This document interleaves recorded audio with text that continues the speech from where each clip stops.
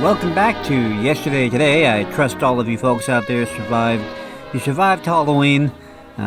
You've come back in one piece. I'm Jake Westbrook. This is my old buddy, he's my brother actually, but McLean Westbrook over here. Not sure if I'd classify us as buddies. Well, that's what we call each other when we served together in the big war, McLean. You and my old buddy in the foxhole. Who am I kidding? We were never in a war. Stolen valor. We didn't go to high school together, much less war. Ladies and gentlemen, it's a grand old time because this week marks the beginning of Thanksgiving month, which is really actually 1 week short of a month, but I'll call it Thanksgiving month anyway. It flows well with the Halloween month thing we had going. The most special of seasons, that of America's homecoming, the Thanksgiving holiday. On a side note, again, if anyone has any ideas for a better name than Thanksgiving month. I think we're going to stick with Thanksgiving month. I don't think we're going to rock the boat any on this one, McLean. We're pretty set on it? Yeah. Okay, you're the boss. I myself am not ashamed to tell the public that Thanksgiving is indeed my favorite holiday. Yes, I'm a huge fan of Christmas. Love it. New Year's Eve, grand old time. Halloween's okay in my book, but Thanksgiving, that's when my cheerful sentiment comes out. My brotherly love, my conviviality, my all-around good-naturedness. Well, I've been waiting for it to come out sometime. Yeah, I know. It's been quite a while. It lies dormant most of the year. But to kick off Thanksgiving month today, we have first in our lineup an episode of the Phil Harris Alice Faye Show, in which a Thanksgiving turkey is involved. So this is Phil Harris from November the 19th, 1950. From Hollywood, the Phil Harris Alice Faye Show.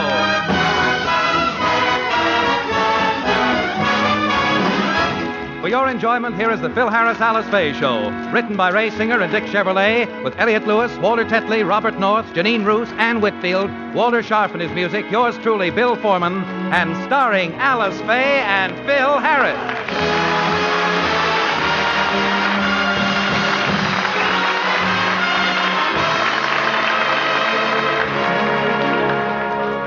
Alice has decided to take the children to Palm Springs for a few days. Phil is unable to go, so her brother William is driving them down. As we look in, Alice is saying goodbye to Phil. I hate to leave you home all alone, Phil. Just think, I'm going to be gone for 3 whole days. Yeah, goodbye. Bye. Stop pushing. Phil, you don't sound like you're going to miss me. Oh, honey. How can you say that? With you away, this house will be an empty shell. Every place I look, I'll see you. The memory of your face and the echo of your voice will linger in every nook and cranny. And I promise... Oh, for heaven's sake, Philip, stop being so corny. You're such a square. Shake hands with Alice and tell her goodbye. What do you mean, shake hands? I'm going to kiss her goodbye. Oh, I wish you wouldn't. Every time you do that to my poor sister, it makes me sick to my stomach. Willie. Phil, are you sure you're going to miss me? Oh, what a silly question. Of course I am. While you're gone, I won't know how to spend the weekend. I'll be lost. Oh, Willie, did you hear what Phil said? Yes, he said he's planning on spending a lost weekend. Willie, you're being a nasty little man. One more crack like that and I shall retaliate. You won't dare strike me. I'll do worse than that. The next time you have an angel food cake in the oven, I'll stomp on the kitchen floor. Look, don't worry about me, Alice. I'm going to be working over the weekend anyway. In fact, I'm having the band over tonight to rehearse some classical numbers. Classical numbers? Yeah, you know, stuff like Beethoven's Fifth and Schubert's Moonshine Sonata. Oh, well, as long as the boys are just coming over here to work and not to play poker all night, okay. Oh, you know we wouldn't do that. We would... Uh-oh, come in. Alice, I assure you that the boys are just coming over to work. Mr. Harris, I got the stuff you ordered for tonight. What stuff? Carton of ice cubes, 4 fresh stacks, 2 cases... Wrong house! Get out! Get away! Come back later. So you and the boys are going to work tonight, huh? Yes. And what are the cards for? Oh, the cards. Oh, yeah, the cards. Well, they're card stunts like they have at a football game. You see, the musicians will hold the cards up in front of them, and it will form a full head of Petrillo. With teeth. Oh, I see. I wish my old lady was that gullible. Now, Phil, the card stunts might make sense, but do me a favor. Explain the ice cubes. Yeah, go ahead. I'm anxious to hear this one myself. We use the ice cubes for sound effects. Oh, I see. I don't. Explain it, Bud. Explain it. All right. We just happened to be going to rehearse first the waters of the Minnetonka. And in order to get the proper effect, we have Remley breathe on the cubes, and when they melt, we get a dripping sound. Now, Phil, I have to hand it to you. That's not bad. It ain't good. Just one more thing, darling. What's in those two cases?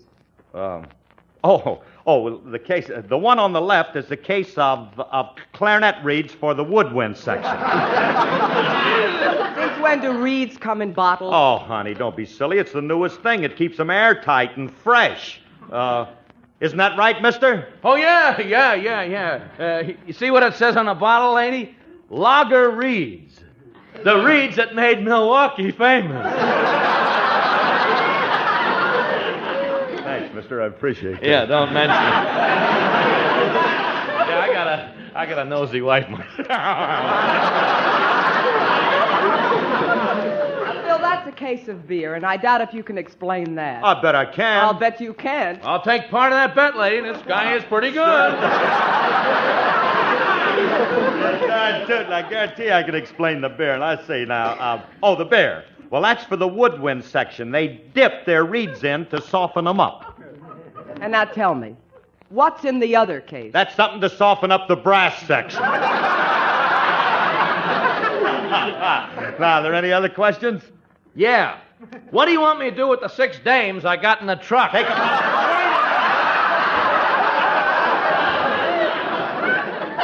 Now, that I didn't order. I know, but just for fun, let's see how you get out of that one. Excuse like that for my old lady. Will you get out of here?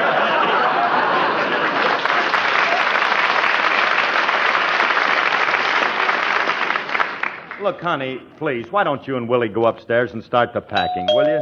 Go ahead, I'll answer that door. Hey, hiya, Frankie. Hey, Curly, I'm raffling off a turkey for Thanksgiving. Can I put you down for 10 tickets at $1 apiece? Well, I don't know. That's a little high for a turkey raffle. Well, seeing you're my best friend, I'll tell you what. I'll sell them to you at half price, 50 cents apiece. Okay. Here's the tickets. Here's the money. Thanks. Too bad you didn't win.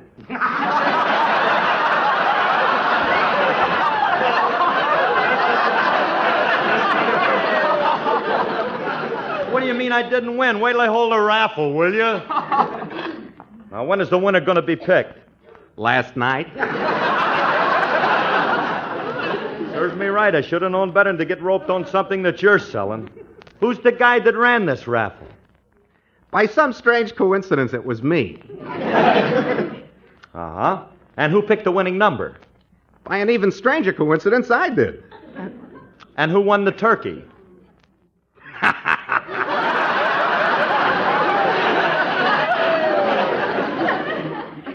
Any more stupid questions? Look, I don't understand you, Remley. How can you do a thing like that? I didn't do it for me. I did it for you and Alice. You've been inviting me over for Thanksgiving dinner every year, so this year I'm going to supply the turkey. That's very nice of you, Frankie, but Alice already bought a turkey for Thanksgiving, and we've already got it. It's in the freezer. All right, we'll save that one for Christmas. Let me surprise Alice with my turkey. I got it out in the car. I'll go get it. All right, go get it. Do you need me to help you? No, you stay here and sing. Frankie. Ooh, you're asking me to sing. Well, why not? I'll be outside and won't hear it anyway. Go ahead.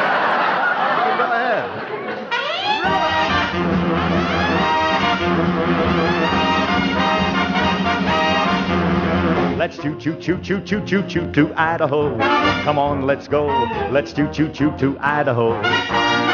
Mr. Engineer, let's hear that whistle blow to let 'em know we're on our way to Idaho. Hey there, fella, soon we'll be in Pocatello and then Sun Valley. According to my Rand McNally, tell the folks back home in Chi, tell them toodaloo goodbye. Let's choo-choo-choo-choo-choo-choo-choo to Idaho. What a trip, it's terrific on that Union Pacific. What a change from those covered wagon days. If those old 49ers had these up-to-date streamliners, they'd commute clear from Butte to Iowa. So hey there, fella, here we go through Pocatello and there's Sun Valley.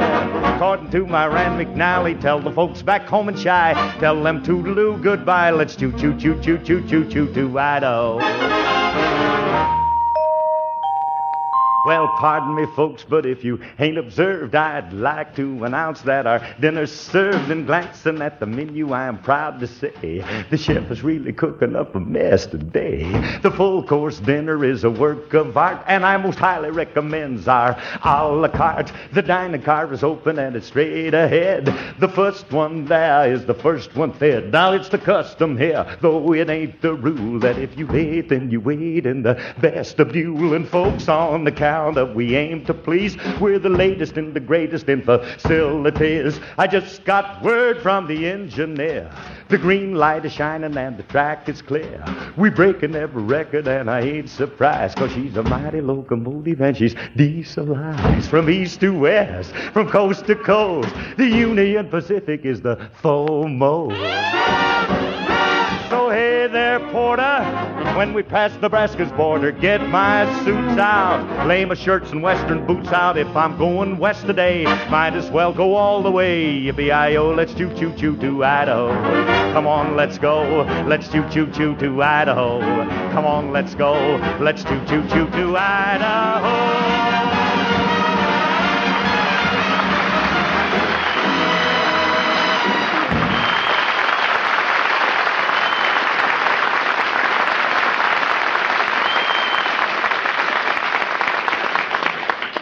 Hey, Curly, is it all clear in there? You through singing? Yeah, just finished. You can come on in. Well, here she is. How do you like her?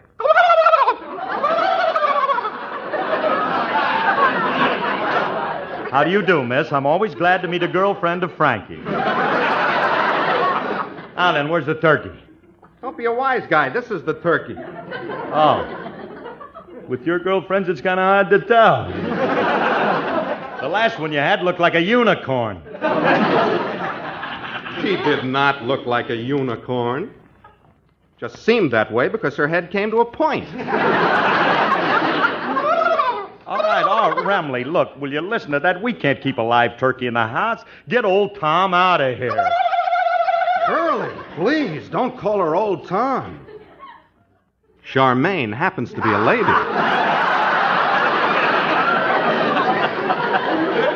Charmaine? Ooh la la, French turkey yet, huh? She's very sensitive. You better apologize to her. Oh, by all means, I shall. I beg your pardon, madame. Mademoiselle.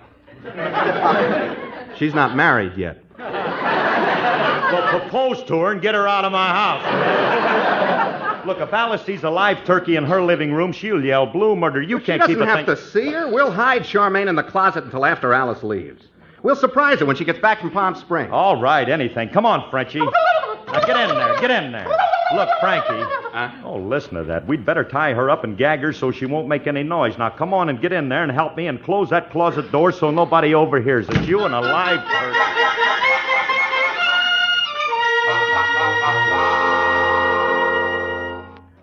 Well, Willie, I guess I'm all packed. Will you ask Phil to help carry the suitcases to the car? Very well, Alice. I'll get him.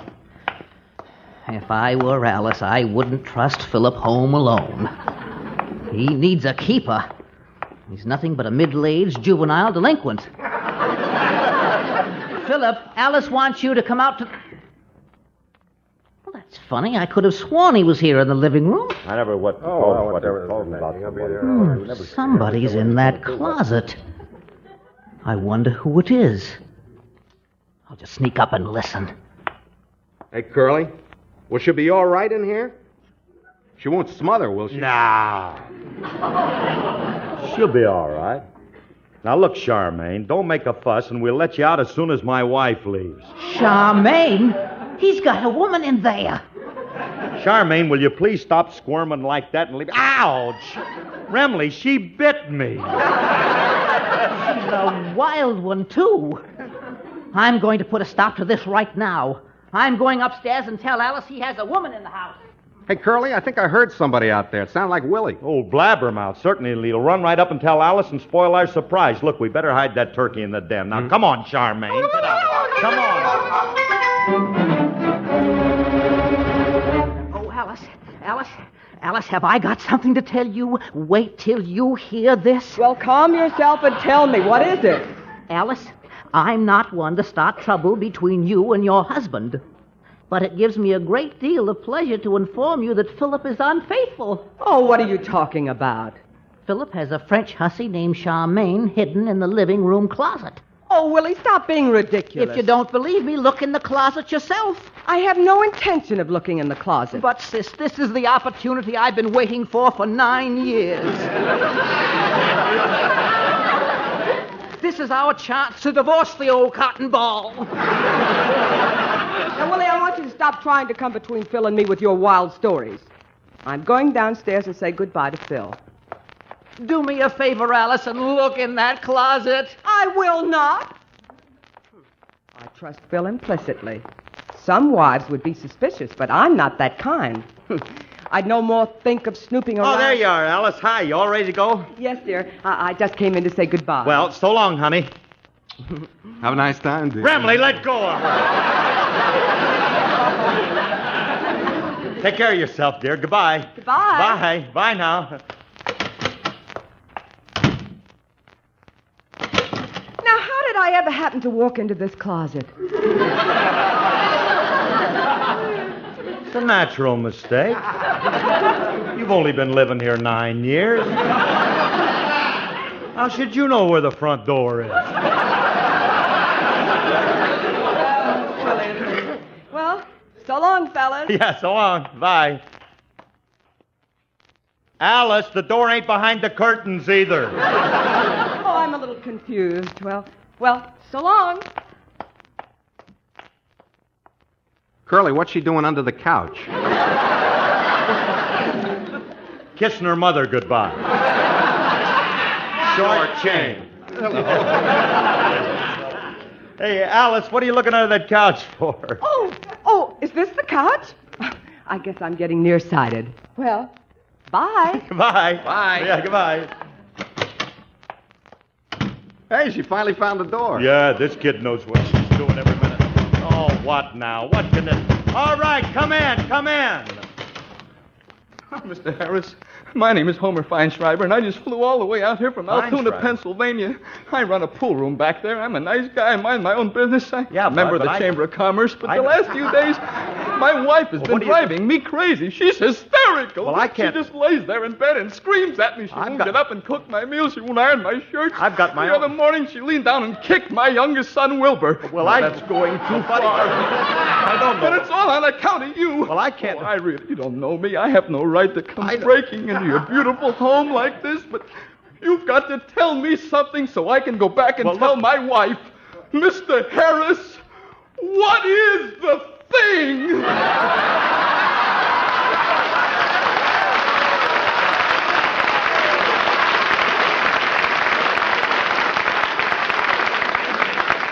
Look, buddy, I'm a busy man. I don't know what I do. Look, go back and tell your wife that the thing is...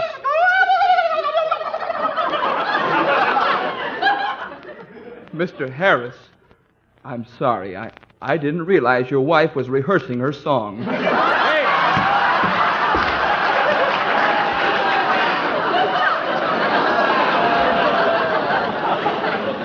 Look, Remley, I got live turkeys, people breaking in from Altoona. What are you trying to do to me? I can't stand all this trouble. Why don't you take that turkey of yours and give it to somebody else? After all, I told you, we got a turkey in the freezer. Yeah, but I'll bet the turkey Alice bought ain't as good as mine. It looks pretty good to me. What do you know about turkeys? I'll look in the freezer, and if that bird isn't as good as mine, we'll keep Charmaine and get rid of yours. All right, go ahead and look at it. All this darn fuss over a turkey. Just as I thought I knew I'd catch you with a whoa. Oh, you're all alone. That'd have been a lot bigger laugh if you'd have waited for the door to open.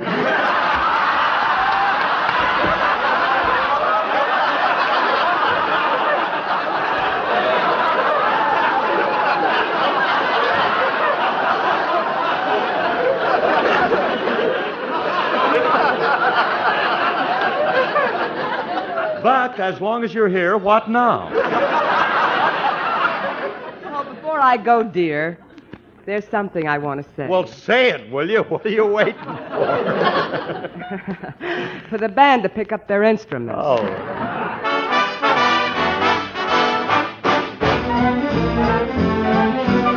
Bye-bye, baby. Remember you're my baby when they give you the eye. And just to show that I care, I will write and declare that I'm on the loose, but I'll stay on the square. I'll be lonely, but even though I'm lonely, there'll be no other guy.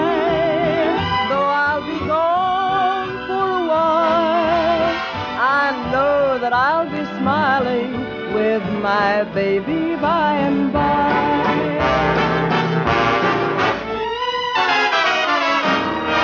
Bye-bye, baby. Remember you're my baby when they give you the eye. Although I know that you care, won't you write and declare that though on the loose, you are still on the square? I'll be lonely, but send that rainbow to me, then my shadows will fly. Though I'll be gone for a while, I know that I'll be smiling with my baby by and by.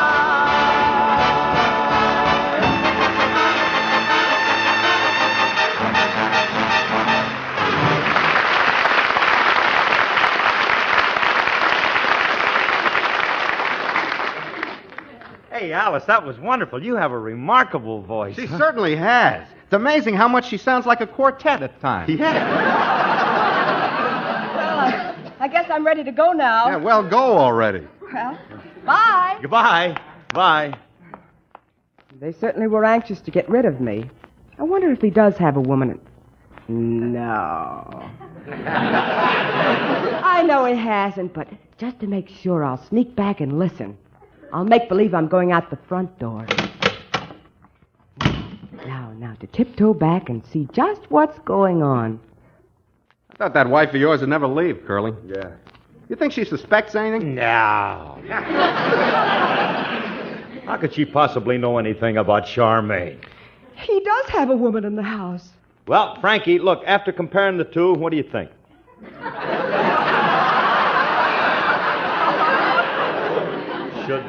Should I keep Charmaine? Naturally. There's no comparison between Charmaine and that old hen you got. Old hen? I'm only 29 and a half.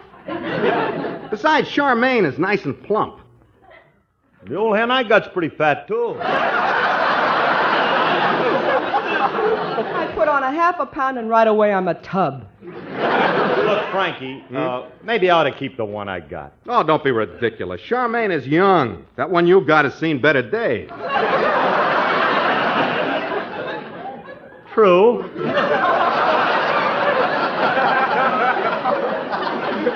Besides, I pinched them both, and Charmaine has a lot more meat on her.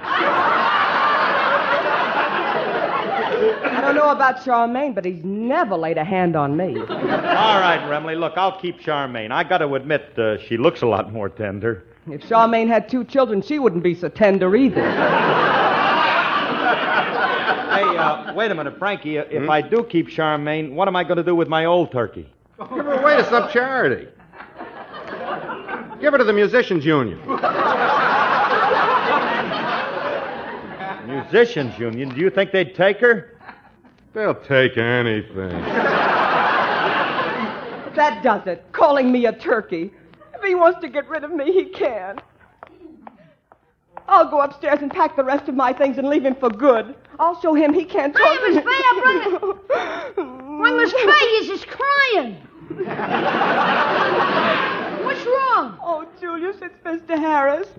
He's brought another woman named Charmaine into the house. Another woman? Ah, Miss Fay, let's keep our heads.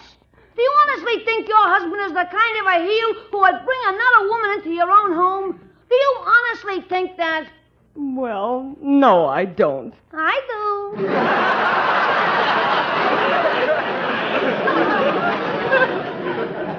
Have you seen the Charmaine dame? No, I haven't, and I don't want to. I heard Frankie and Mr. Harris talking about her, and I'm leaving Now, him. wait a minute, Miss Fay. Don't be hasty. This might all be a misunderstanding. Before you decide to leave Mr. Harris, you should take a lot of time to think this over. Well, maybe Time's up! Go upstairs and start packing. On your way before you change your mind. I'm going upstairs and start packing right now. I heard him planning to get rid of me. Ooh, that beast. I wonder how he's planning on getting rid of Miss Fay. Is he going to divorce her or just throw her out in the street? I don't know why I ever got a thing in the Uh-oh, first place. here he comes. I'll just duck behind here and maybe I can overhear his plans. Well, Curly, as long as you decided to keep Charmaine and get rid of the other hen, let's make plans. Yeah. I don't want to run around the house alive. When is Alice coming back from Palm Springs? Wednesday night? Good. I'll bring the axe over Wednesday morning. Axe? Them cold-blooded murderers is going to kill her. Frankie. I can't use an axe on her. That's too cruel. Well, I'm glad to see he has some decency. Let's tie her to a stake and fill her full of buckshot. Oh, I hope they at least blindfold her. Curly, I don't like the buckshot idea. Why not? Some of the pellets might get in our teeth when we eat her. Peter, this is more than I can stand. Stop where you are, you cannibals. Julius, what are you doing in here? I overheard you planning to kill Miss Fay. What are you talking about, killing Miss Fay? We're going to kill Charmaine. Oh, you tire of them fast, don't you? What are you killing her for? So we can have her for Thanksgiving dinner? Can't afford a turkey, huh? Oh, be quiet, will you, kid? Hey, Curly, I got an idea. When we bring Charmaine in for dinner Thursday, I think Alice would like it if we dressed her first. Look, Remley, that's going to be too much trouble. Now, let's bring her in undressed. The least you can do is put a kimono on her. A kimono on Charmaine? All right, then, make it a French bathing suit. Oh, kid, why don't you leave her? That wouldn't look nice. Her pin feathers would stick out. This dame has pin feathers? Oh, Julius, will you stop already? What, dame? Charmaine is a turkey. A likely story. We can prove it. She's right here in the den. I'll show you. I'll be darned, it is a turkey. This upsets all my plans. What are you talking about, plans? Plans? What do you mean, plans? Miss Fay overheard you talking and thought you had a dame here. She's upstairs packing to leave you. Leave me? Oh, no. Come on, Frankie. We got to explain this to Alice. You and that turkey. Ah, nuts. This'll ruin everything. Miss Fay expects to find a French dame. Now, when she opens the door, she'll only find a turkey. Or will she? A quick phone call might keep this ugly mess an ugly mess.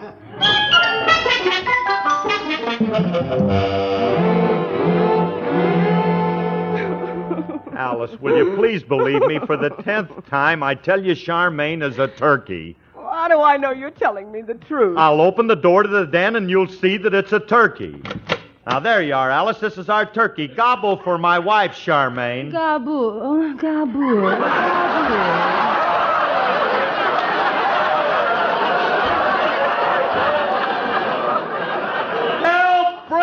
I demand a recount. Oh, no. Well, look what our little turkey has grown up into.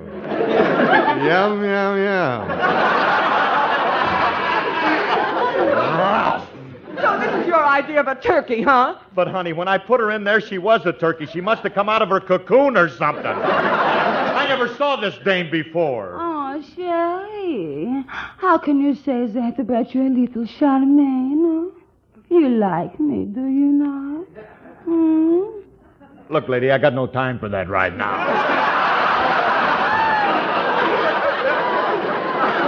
How'd you get in here? Who put you in this room?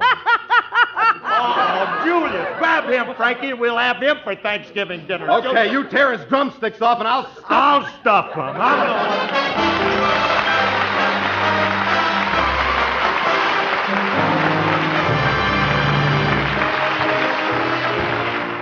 Folks, starting today, our program has wonderful news. Listen to this, the Hedda Hopper Show.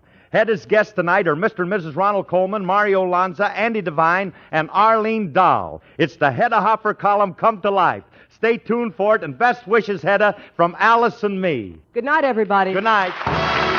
This program was produced and directed by Paul Phillips.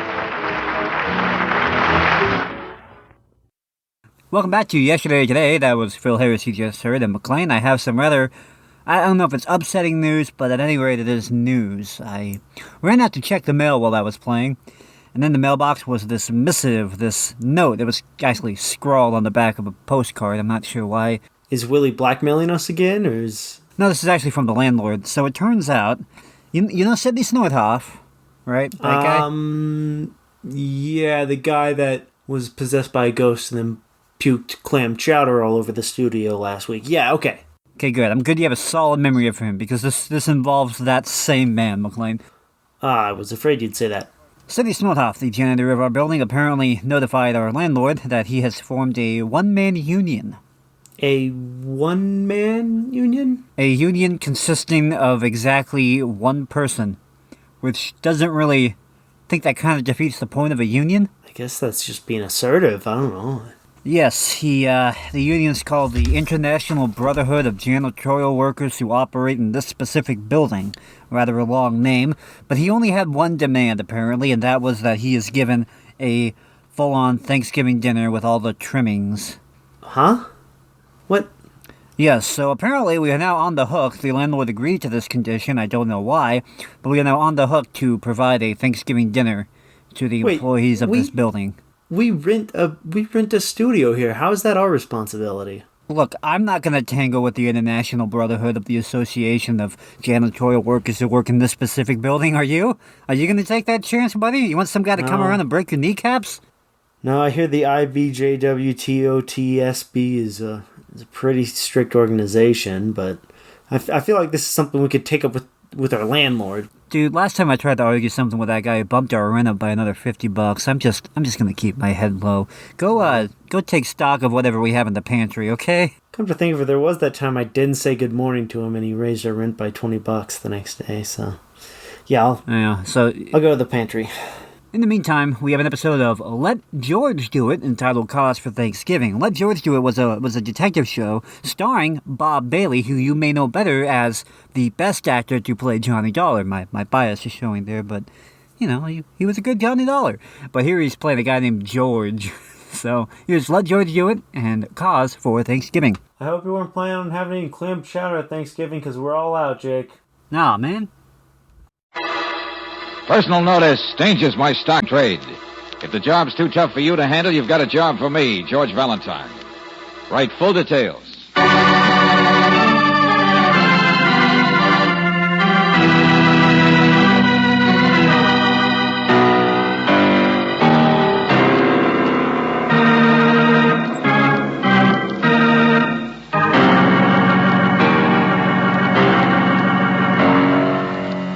Standard Oil Company of California, on behalf of independent Chevron gas stations and standard stations throughout the West, invites you to Let George Do It.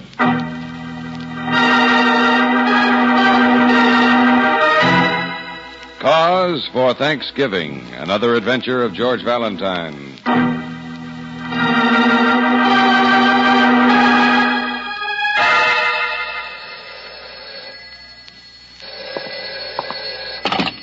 Hello? Dear Mr. Valentine. What? Hello? Quiet. I'm 10 years old. Lieutenant Riley, is that you? Well, it's not Tom Turkey. Listen, my friend. You sure it's not? What's that 10-year-old stuff? Hey, you've been jumping the gun on the cranberry sauce? All right. I'll say it straight. I'm phoning on behalf of a little boy 10 years old. Well, that's better. No, it's not. It's worse. Said little boy could no more write you a letter than he could hope to choke. I doubt if he can write. What's the matter? He can't talk either. Huh? You heard me. I said he can't talk. Oh, I don't mean there's anything wrong with him, or maybe there is. I don't know, but... Look, Valentine, get over here, will you, right away to my house? Well, sure. But I warn you, friend, this little boy never heard of Thanksgiving. If you're going to help him, you'd better bring your brass knuckles.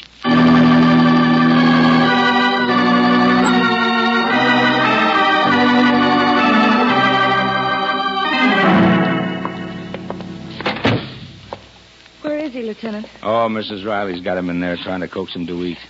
But the only time he'll take a bite is when she's turned her back. Oh, is he? Where'd you get him?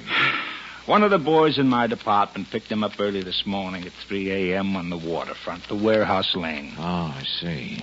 A little on the tough side, huh? Oh, they all are down there, like a bunch of dirty seagulls and scavengers running loose. We can't even find out who he belongs to. Maybe nobody. And only 10 years old. Listen, this sergeant of mine in a squad car nearly runs him down. See, the kid was racing across the empty street, not even looking. Well, Mike gets out to help, naturally. The kid wasn't hurt, but he swung on him. He tried to get away, scared to death, and clawed and scratched. And then Mike realized the kid wasn't talking. Not a sound. Now, that's the part I don't get. Clear it up, will you, Riley?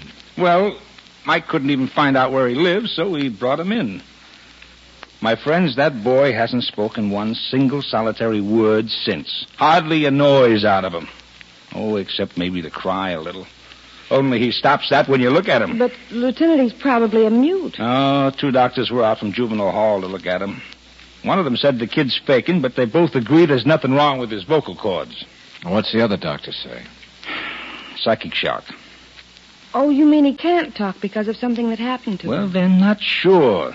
They say it'll take time to be sure. I've arranged for the hall to take him over to try to find his family, if there is one, to feed him and...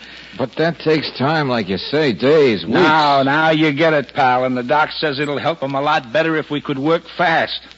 Because the most likely thing is that last night he saw something.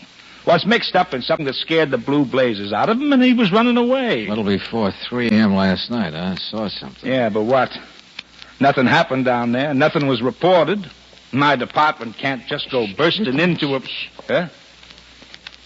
Well, hello there, Sonny. Hello. You finally ate something, did you? Such big eyes. He listens, but he doesn't listen. Yeah. Come on in here, son. Come on. These are friends of mine, see? Ah, now, wait a minute. Don't jump like that. I'm not going to bite you. Come on in here Skip it, Riley. What time is it? Huh? 1:45, George. Oh, good. Hey, look, kid, how about coming with me? I've got an extra ticket to the big football game. Well, I'll get you to meet Big Mike Miralewski, the All-American. Maybe you can even sit on the bench with the team, huh? George, he's just more frightened. He's crying. You see, you can't get him interested in anything. But a boy in a football game, I think the doctors are... Oh, it's Thanksgiving. I mean, a kid belongs in somebody's home on Thanksgiving. Well, are you going to just sit there, Valentine? I know, Softy. I know. We've got work to do and fast. Come on, Brooke, take the kid's hand. We're going to go straight at this, at the waterfront.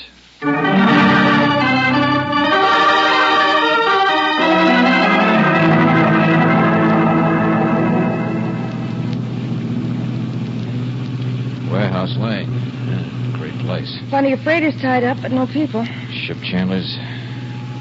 You must have spent some time around there, haven't you, kid? How about the candy store? You're wasting your time, George. It just seems to get more and more tense. Yeah. Well, this is where he was picked up, right here.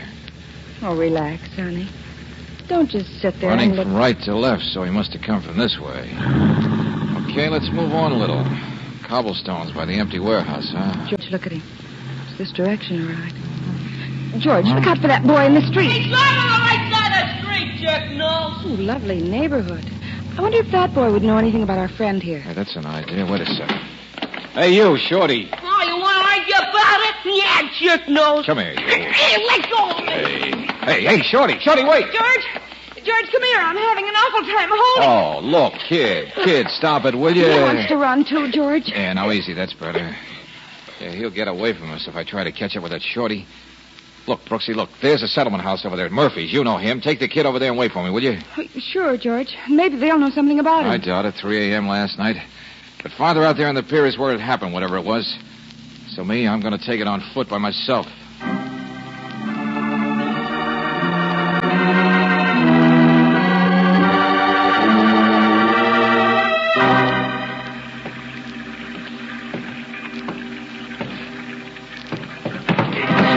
Hey, look out! All right, Shorty, I got you this time. Get your paws off, jerk nose! Cut it out now. Cut it out. I just want to ask you something.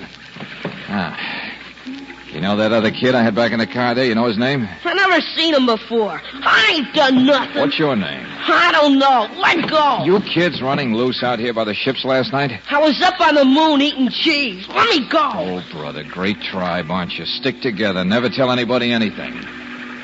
Oh, now, look, kid, I'm not a cop or anything. I just want to find... Hang on to him. Hang on to him there. Don't let him loose.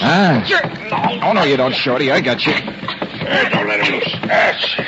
There we are. Hold him and let me go through his pockets. Hey, wait a minute there, Skipper. What are you talking Box about? of cigars. Left him out on deck. Stolen.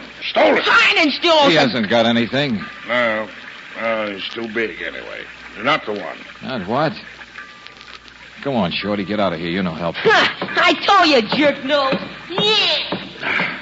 Water rats. Same the world all over. All the same. Good cigars, too.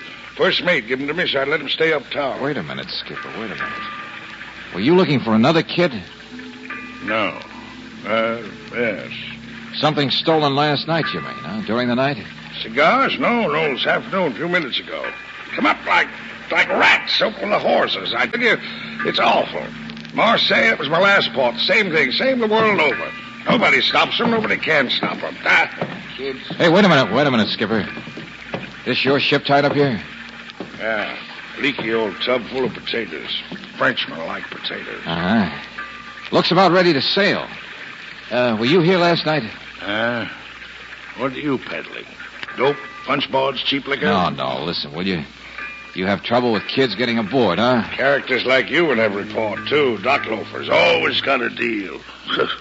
Sure I have trouble. That's the customs pier watchman. Nobody can stop them. You see those big rat guards? Right over them like monkeys. Uh-huh. Did some kids get aboard your ship last night? No. Now stop pestering me. Are you sure? Around 3 a.m.? Fight was on the pier, not the ship. What fight? Oh, that's the pier watchman. He's the one spreading the story. Couple of bums, I guess. I don't know. My old deck watch was sound asleep, of course. You didn't see it? No. Yeah, I don't know. Woke me up. I yelled, shut up, out of my porthole, went to sleep. Hello there, Skipper. Wait.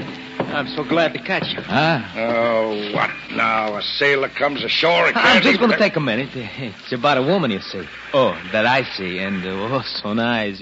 But right now, I want to... Get what I mean? Dock loafers all trying to sell something. Now it's telephone numbers. Go on, Baldy, get out of here. Wait a minute. I've seen this guy before. Well, it's not mutual. Skip, if you just listen to me... His name's Salvori, I'll tell you. Yeah, I've seen him in lineups. Are you around here last night? I beg your pardon. Oh, it's a great neighborhood. Salvori, the big operator. Last trip he was here selling raffle tickets for a three-wheeled automobile. Oh, but Skipper, listen. Thanksgiving, they say. Well, thanks and good night. You pester him. I'm going backwards. Yeah. Hey. Look at that, will you? Is that what you wanted to see us about, Salvori? That crowd down at the pier? Something's happening. No. I got no deal to make. Come on, let's take a look. Afternoon, friends. What's going on? Don't suppose you have 50 cents or so? See, an old pal of mine, he was going to buy me Thanksgiving dinner, you see. Never mind that. What are those men doing down by the water? Fishing, sorta. 50 cents is about all it would take, though, you see. Now, this old pal of mine, he would have spent $5, mince pie and the works, Said so last night. Hey, down there, hey, you! Now, listen, Buster, did you say last night? Yeah.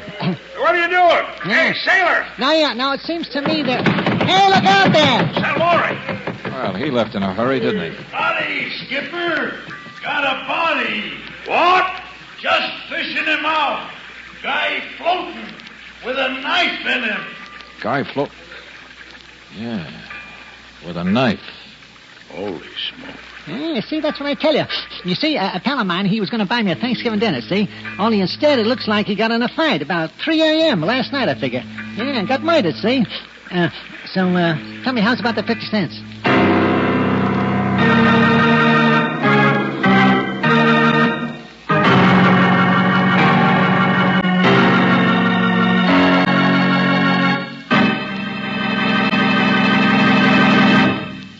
We'll return to tonight's adventure of George Valentine in just a moment. When new RPM motor oil was developed in the laboratory, it was subjected to the most rigidly controlled tests that modern research could devise, and it proved tops. The oil that doubles engine life between major overhauls due to lubrication. The next question was, would it live up to these tests in your car? Tonight you'll hear the answer from the crews of 2 actual test cars in the heart of downtown San Francisco. Following is a special transcription made during the road test period. We switch you to test unit number 1 and research supervisor Carl Watson in San Francisco. We are making rather slow progress heading west along Market Street.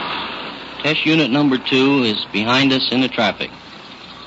We're driving under the same kind of stop-and-go conditions that you do, the toughest kind on engine wear. It's our job to see if new RPM will back up our laboratory findings. I'll switch you now to research engineer Bob Burchell in unit number 2. He'll tell you about these special cars and the data we are recording from the instruments. Go ahead, Bob. This is Bob Burchell. The engines in this test car and test unit number 1 ahead of us are both equipped with irradiated piston rings, just like those in our laboratory test engine. They also have Geiger counters attached so that we can hear and record wear as it actually takes place. We are making a comparison test. Test Unit 1 is using new RPM, but in this car we have a well-known conventional oil in the crankcase. It is one of the best premium type oils. Naturally, I can't reveal its brand name. Now I'll hold the microphone closer to the Geiger counter, which detects minute particles of metal as they wear off the irradiated piston ring. Hear that rapid clicking? That means a comparatively high rate of engine wear. Now I'll switch you back to Carl Watson for a comparison with new RPM motor oil. Number 1. This is Watson again. You hear that slow click of the Geiger counter? That is an outstanding low wear rate count. It's new RPM under the same condition type oil you heard about a moment ago. Day in and day out, mile after mile, the counters have clicked off the same story. The results we got in the laboratory tests on new RPM motor oil are checking out on the road. Proved in the laboratory, supported in severe road service. That's new RPM motor oil. The oil that cuts in half the wear rate of critical engine parts, doubles engine life between major overhauls due to lubrication. Try it. Sold with a money-back guarantee of satisfaction at independent Chevron gas stations and standard stations where they say and mean, we take better care of your car.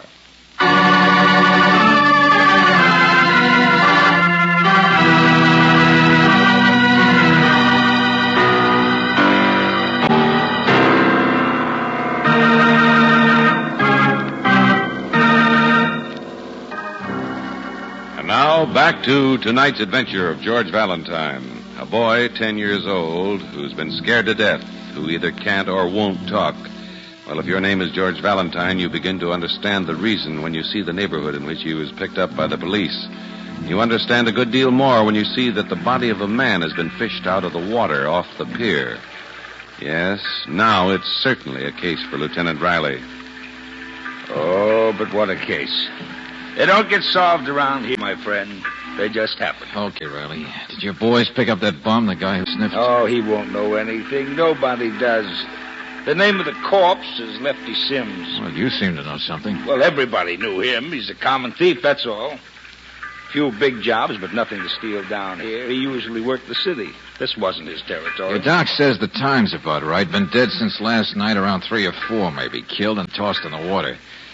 What about the pier watchman? He covers 5 warehouses. How could he see anything? And everybody off duty for the holiday. Hey, wait a minute. Huh?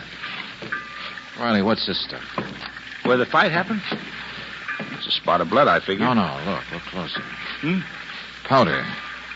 Little pieces of broken glass. What? Hey, here's some more of it. Yeah. Oh, Doctor. Huh? Yeah, Doc, come over here, will you? Yeah, sure, Lieutenant. You thinking what I am, Riley? Yeah. What is it? Hey, here, take a look. White powder. And on a pier where boats... No, it's not. Huh? Talking about dope, aren't you? Yeah. No, I don't think so. False alarm, huh, Doc? Well, it might explain why there was a fight, what was going on out here. Something of value. Yes, of course. Smuggling, you think, huh? Peddling, or... Yes, I'll do the thinking, Doc. You just tell me... myosin, perhaps. Something like that. I can run a test. Myosin. It's valuable. Didn't I say that? Drug of some kind. Cure people instead of making them sick. Worth a lot more than dope, too. Easier to market. Yeah, same thing. Only more in the big time. Did that watchman say there were any kids on the pier last night? Valentine, I'm trying to get the doc here to talk English. Did the watchman see any kids? No. Okay, so long.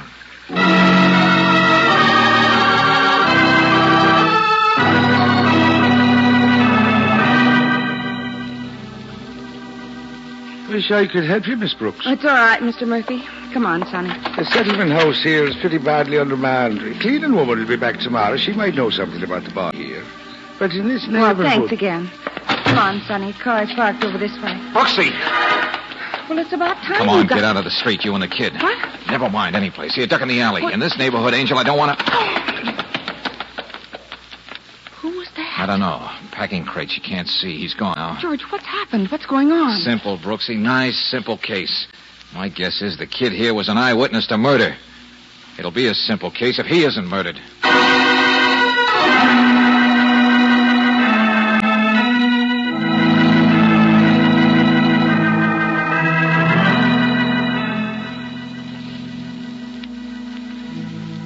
Oh, kid, please talk. Please tell me, will you? What did you see last night?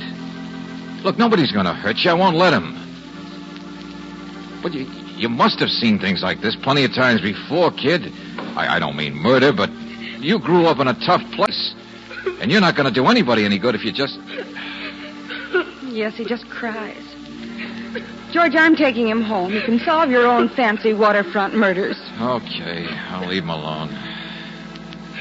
But which one are you covering for, kid? Only a few men around that pier last night. Which one is that important to you?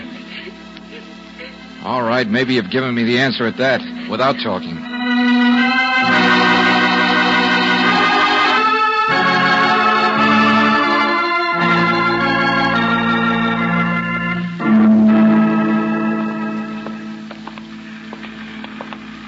Says you.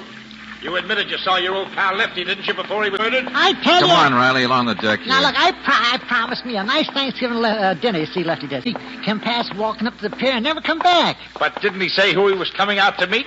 Didn't he? Here we are, Riley. Let's go here. Hey, Skipper, this your cabin? What?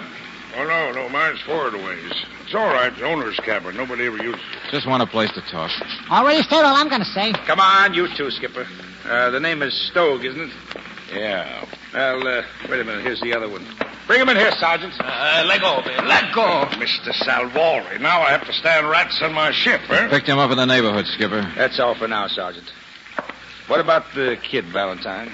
Oh, he's all right, Riley. I left him in my car out on the street. So because my name is Salvori, you think... You were around here last night, too, weren't you? Always around. As stock loafers with deals. Yeah, but don't try to cover up so much, Skipper. What? Now, listen, all of you.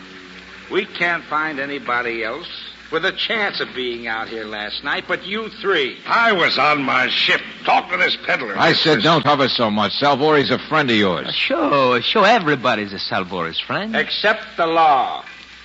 Now, look, this is a smuggle case. A what? Not on my ship. I've never brought it. Lefty, the man who was killed, knew his way around the city. Salvori, you're the big waterfront middleman. And, Captain, you've got a boat. See what I mean? Cops, they got brains. Enough to spot an ideal setup for smuggling. Captain Stogue, you bring it in. Salvori picks it up, gets it through customs, and Lefty fit it in someplace in the city. I think you're crazy. Somebody was waiting a little while ago to waylay Miss Brooks and a kid who was an eyewitness. Brooks? Skipper, you're too fat to run down an alley like he did. Sure, I heard his steps. Sniffy just shuffles. So tag, Salvori, you're it. Because now I know why you ran the first time when we saw the body. It's what proves you guys work together. No, I know you're crazy. Because on the pier earlier, you came up yelling to the skipper something about a woman. Well, the woman must have been Miss Brooks. You'd seen her with a boy. The witness the two of you have been trying to find. Sure, Skipper, you were looking for boys when I first met you, too, weren't you? My cigars. That's all, my cigars. Never mind, Salvori. The kid out there is going to give us the whole story, and a lot straighter than you ever would. Because I finally figured out his whole story. I never been mixed up in no smuggle. Sure, and never in a fight or used a knife. Why did you do it? Lefty try a double cross on you, too? You're under arrest for murder, Salvori. Come on, I'll take him out for you, Riley. Let go. You take the other two. But I'm not mixed up in this. Material witness and accessory for you, Captain. No, please, no. Come on, out the door. Meet you on the pier, Riley. Hey, you, Salvori, wait a second. Nobody's going to arrest me. Salvori! Grab him, you idiot! Hold it! Come on, there he goes, down the plank. Yeah, headed farther up on the pier, up toward the warehouse. Salvori! You think the sergeant saw him? Yeah, sure. He'll get him all right. Well, that was a nice act. Yeah, good idea. Now, come on. Car's back the other way. Yeah. Hey, did you notice that empty cabin on the ship? Yeah. Grease stains on the pillow? Yeah, empty, huh? I'll bet Salvori's even been traveling with the skipper. Sure, it's a smuggling ring, all right. Still confused, aren't you, Riley? Huh? Oh, it was originally a smuggle, sure. But never mind. You'll never prove anything on this bunch unless you catch him in the act. And, Riley, we're going to do just that.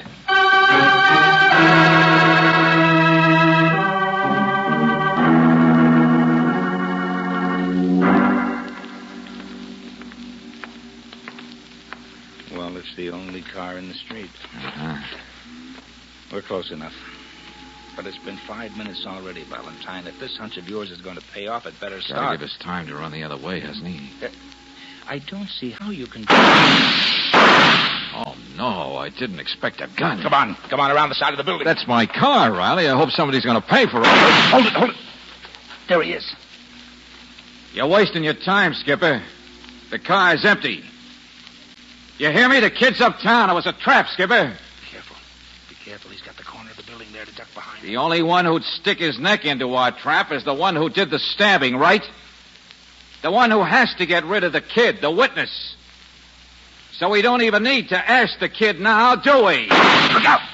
I got him.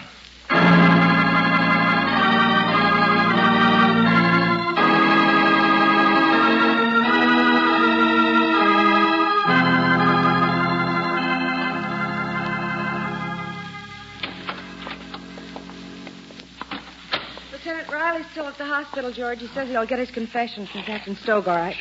Keep it down, will you? Huh? The kid's in there. I'm trying out a system. We write each other notes.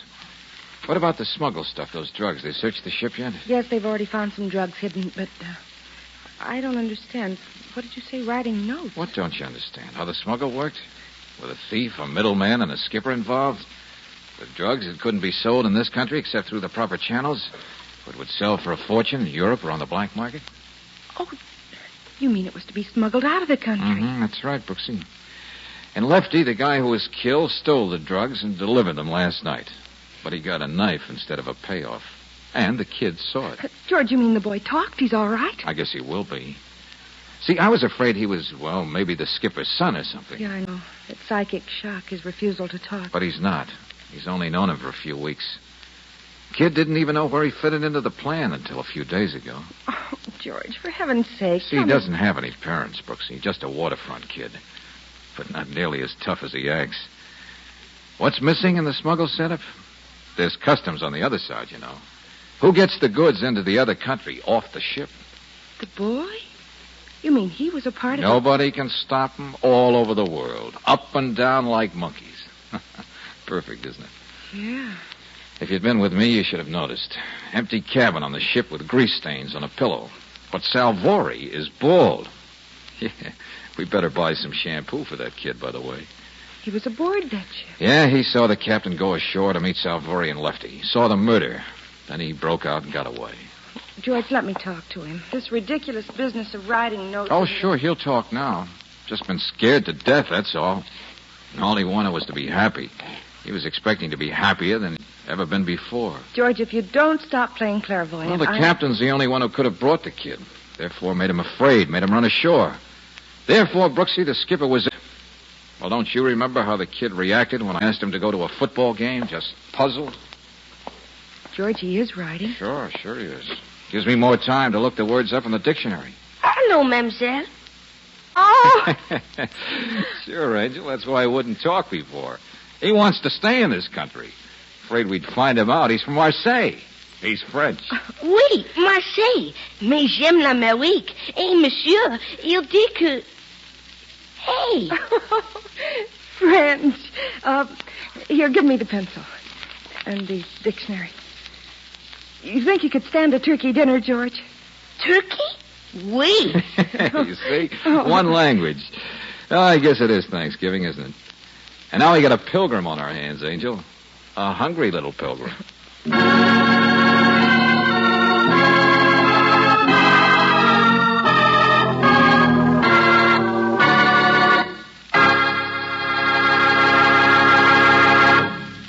Tonight, earlier in the program, you heard how road tests jibed with laboratory results in the development of new RPM motor oil. You have been taken step by step along the path followed by our scientists in bringing you this new oil years ahead of its time. From the first survey to determine what the ideal motor oil should be, through the ultimate proof in an automobile engine, you've heard the new RPM story firsthand. Now discover it yourself, firsthand. It's sold with a money-back guarantee of satisfaction at standard stations and independent Chevron gas stations, where they say and mean, we take better care of your car.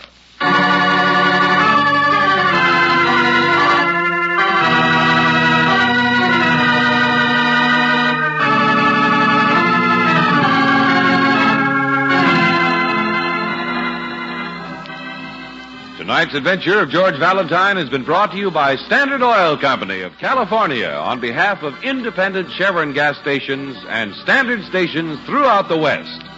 Robert Bailey is starred as George with Virginia Gregg as Brooksy. Let George Do It is written by David Victor and Jackson Gillis and directed by Don Clark. Wally Mayer is Lieutenant Riley. Alan Reed was heard as Stogue. Dick Ryan as Sniffy. Anthony Barrett as Salvori. Jeffrey Silver as Shorty. And Stephen Chase as the Doctor. The music is composed and presented by Eddie Dunstetter. Your announcer, John Heaston. Listen again next week, same time, same station, to Let George Do It.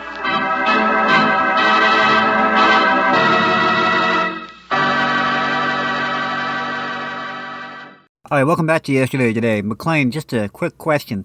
I don't think we've ever actually used the oven that's in that little kitchen. Is it? Curious thing about that oven, I was a little intrigued by the fact that I couldn't seem to find any sort of burners on it or gas gauges. It's actually a potbelly stove from the 1800s. Oh, well, at least it matches the age of the rest of the building.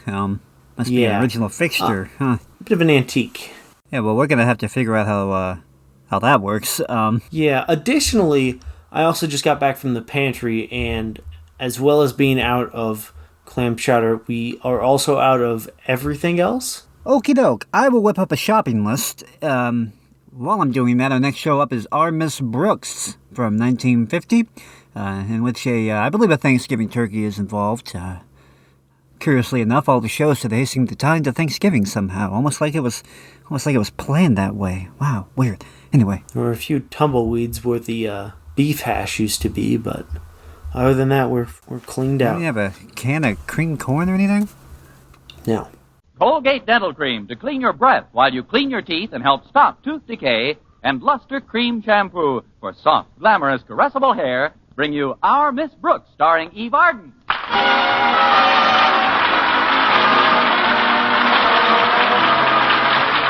It's time once again for another comedy episode of Our Miss Brooks under the direction of Al Lewis. Well, most of us have already made our plans for celebrating Thanksgiving. But our Miss Brooks, who teaches English at Madison High School, hadn't given it much thought up until last Friday morning when she sat down to breakfast with her landlady. Well, it's only 6 more days till Thanksgiving, Mrs. Davis. I can hardly believe it, Connie. A whole year has gone by since last Thanksgiving. Isn't it awful? The years do that every year. It seems like yesterday that I was preparing our last Thanksgiving dinner. We didn't have very much money to spend on our shopping, but we celebrated just the same. Oh, I'll never forget that meal, Mrs. Davis. A whole roast stuffed pepper. I feel very badly about not being able to spend Thanksgiving with you this year, Connie, but I've accepted an invitation from my sister Angela. Oh, that's all right, Mrs. Davis. I'd ask you to join me at her place, but she hasn't been at all well lately. So we're just having the immediate family, my brother Victor and myself. Oh, poor Angela. It seems the older she gets, the more absent-minded she gets. Yes, you've mentioned it to me, Mrs. Davis. Lately, she's been worse than ever. Why, sometimes she can be talking right along and suddenly, right in the middle of a sentence... Yes? Right in the middle of a sentence? Right in the middle of a sentence. Right in the middle of a sentence what?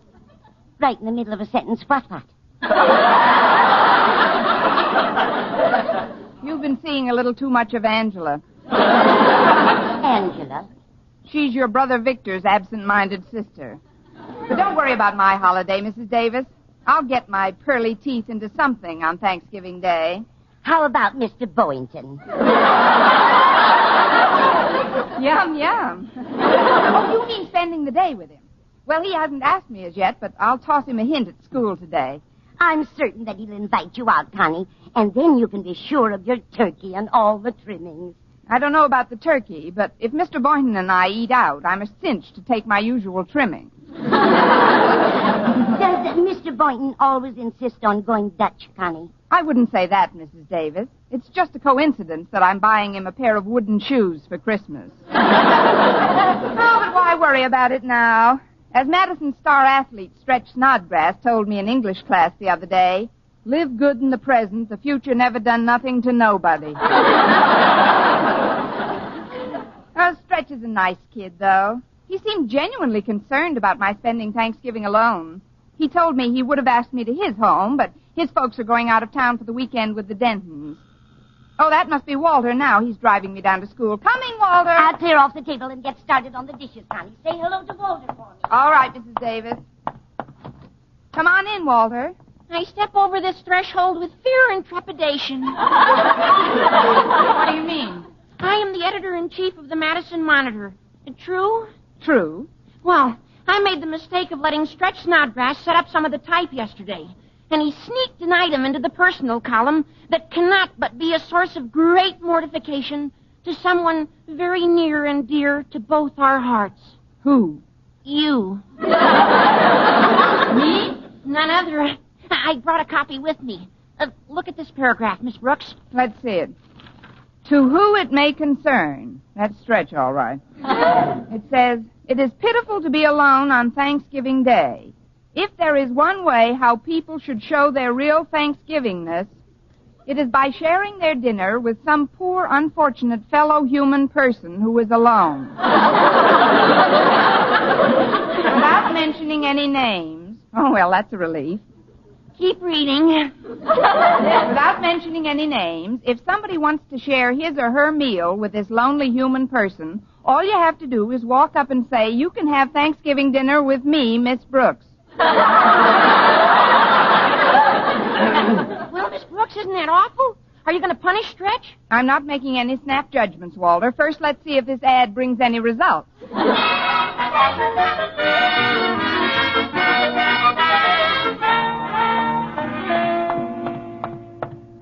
Excuse me, Miss Brooks, but I'd like to talk to you before you go into your classroom. I think that might be arranged, Mr. Boynton. I just read this rather peculiar notice in the school paper, and I wondered... Oh, that's a little prank that Stretch played on me, Mr. Boynton. Just pay a lot of attention to it. When I read it, Miss Brooks, I made up my mind I'd be the first one to talk to you about it. Really? How nice, Mr. Boynton. Oh, it isn't easy to be alone on Thanksgiving, on a holiday. No, you're so right. Many's the Thanksgiving dinner I've eaten alone. But when I saw that notice in the paper, I said to myself, by George Philip Boynton. I didn't know your name was George Philip Boynton.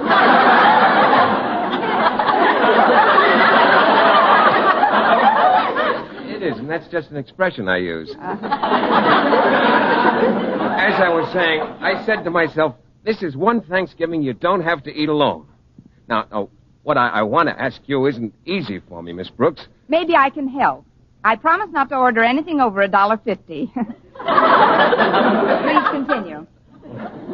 Since I saw that paragraph in the Monitor, I wondered if...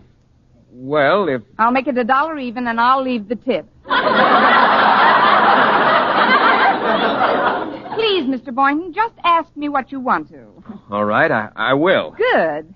Miss Brooks, if that notice brings you more than one invitation to dinner, could I make use of the extra one?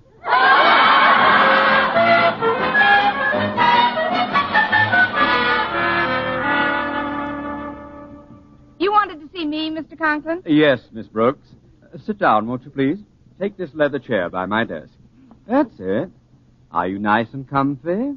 Yes, sir. I'm fine, but how are you? Splendid, thanks. This is the time of year when we should all be imbued with the true Thanksgiving spirit. That's why I've summoned you to my office, Miss Brooks, to tell you that in spite of the inconveniences you have wreaked upon me, I harbor no ill will. Well, that's very nice to hear, Mr. Conklin. I have been the source of annoyance to you on occasion, I suppose, but I am thankful for everything that's happened to me in the past year.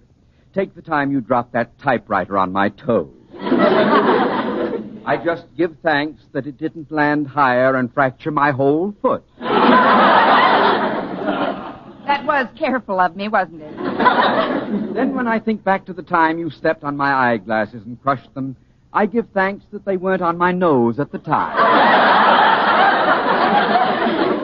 But my main purpose in calling you here is to inform you that I have read the notice in this morning's Monitor. Oh, that's just a joke, Mr. Conklin. It was written by one of the pupils in my English class. Yes, I could tell from its construction.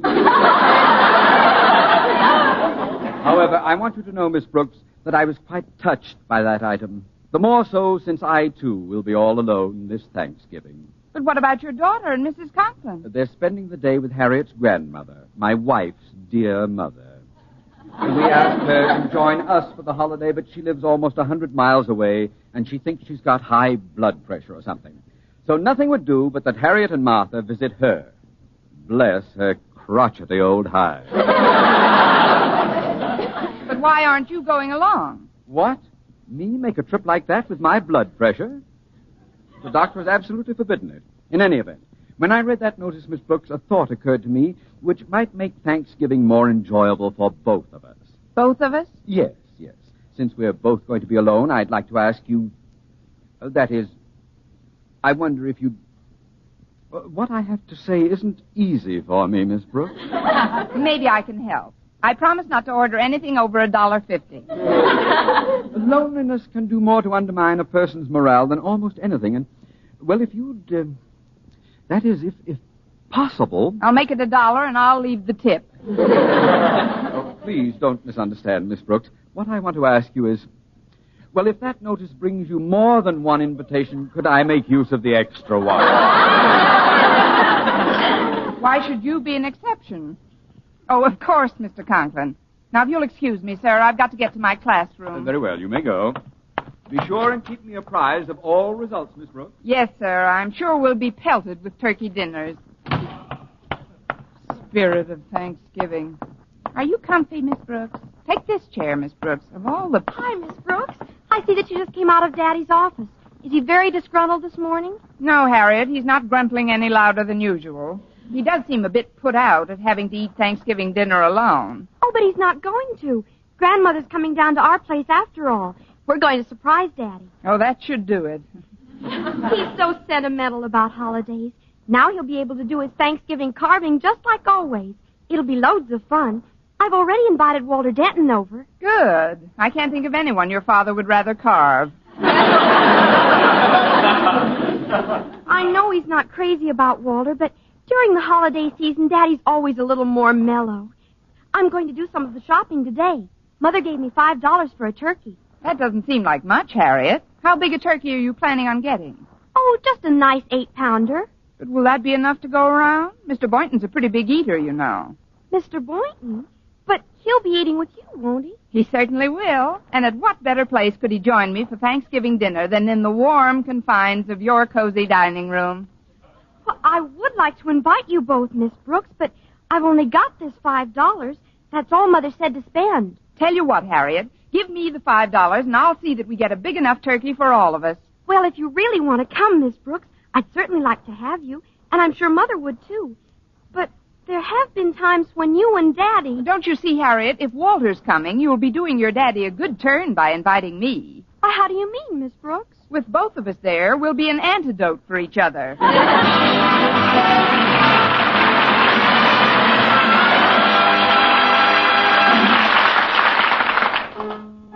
Brush your teeth with Colgate. Colgate Dental Cream. It cleans your breath. Water toothpaste. Water cleans your teeth. Colgate toothpaste. Cleans your breath. Water toothpaste. Water cleans your teeth. Colgate Dental Cream cleans your breath while it cleans your teeth. And the Colgate way stops tooth decay best. More than 2 years' research showed the Colgate way of brushing teeth right after eating helps stop more decay for more people than ever before reported in dentifrice history. Yes, the Colgate way stops tooth decay best. Better than any other home method of oral hygiene. No other dentifrice, ammoniated or not, has proof of such results. And you should know that Colgate's, while not mentioned by name, was the one and only toothpaste used in the research on tooth decay recently reported in Reader's Digest. So always follow the Colgate way to clean your breath while you clean your teeth. And stop tooth decay best. Brush your teeth with Colgate. Colgate Dental Cream. It cleans your breath. Water toothpaste. Water cleans your teeth. And the Colgate way stops tooth decay best.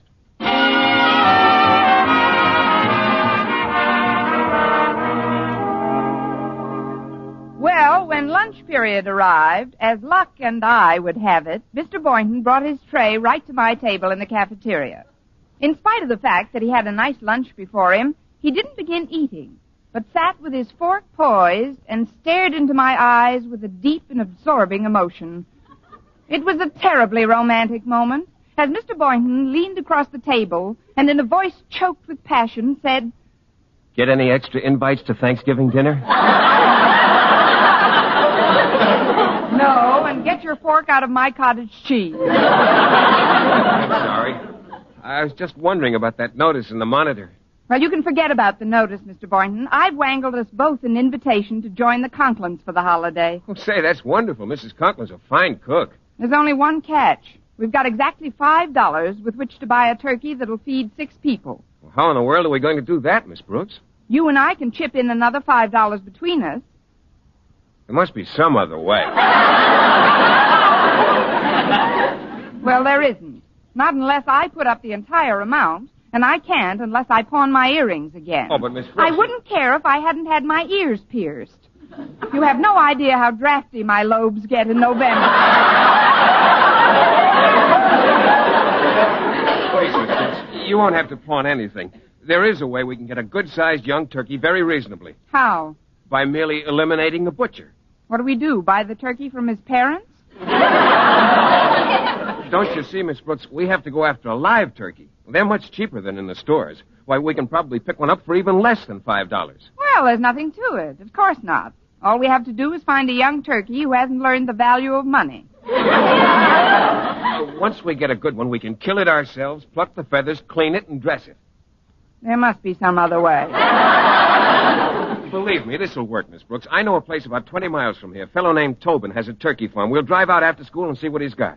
Say, it might be fun at that. A nice drive in the country. Well, sure. The fresh air will be good for all of us. All of us? You, me, and my pet frog, McDougal. Well, he hasn't been at all well lately, Miss Brooks. What's the trouble? He can't seem to sleep. Maybe he reads too late. I mean, where's he been sleeping? Oh, his usual place, on a newspaper in his cage. Well, there's your answer. How can anybody sleep with the news that's in the paper nowadays?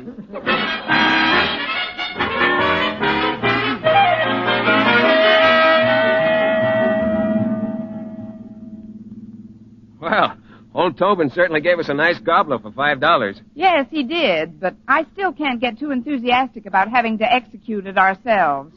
Oh, you just feel that way because she's a hen turkey. Tobin seemed quite attached to her, too. What was it he called her again? Bernice. Oh, isn't that cute? She knows her name. Oh, that's nothing. Mac knows his name, too. Your frog? Of course. His cage is right beside you on the seat. Just pick it up and call to him. Oh, that's ridiculous, Mr. Boynton. I'm not going to start any conversations with McDougal. Did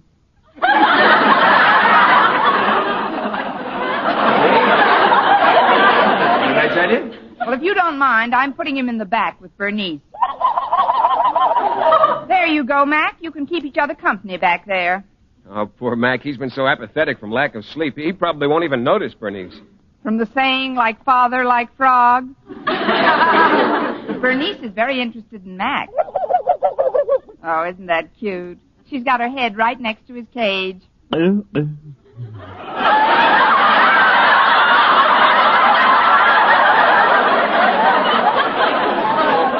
What in the world is Mac doing? You have just heard the frog's version of a wolf whistle.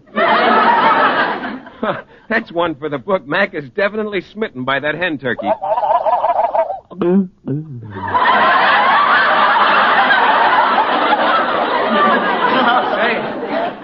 Say, what's going on in the back seat now, Miss Brooks? Something that should be going on in the front seat. That is, they're getting better acquainted. I wouldn't be a bit surprised if he's asking her out to a dance. That'd be quite a sight. Oh, actually, Bernice is much too tall for Mac. Oh, I don't know. She's a natural for a barn dance. Do-si-do, now I ain't bluffing. Dance too hard and you'll lose your stuffing. Oh, calm down, Bernice. I was just kidding. Now that we've got her, Miss Brooks, where are we supposed to take the turkey? To the Conklin's backyard. Mr. and Mrs. Conklin are attending a tea party, so it won't spoil Mr. Conklin's surprise. Will Harriet be there to give us a hand? Uh-huh, and so will Walter. He's bringing his AXE. How do you like that? She can spell, too.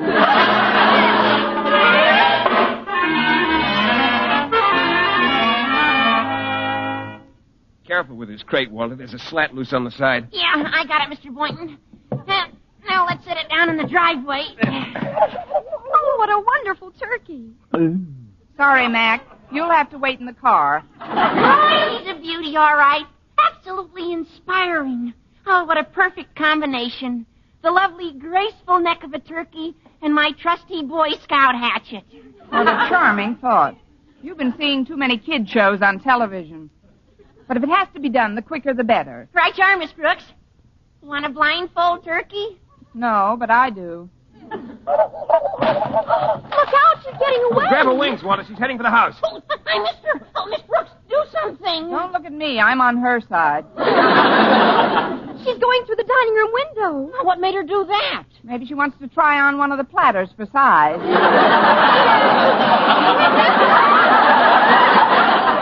We've got to get her out of there before Daddy comes home. We want this to be a surprise. Come on in the side door.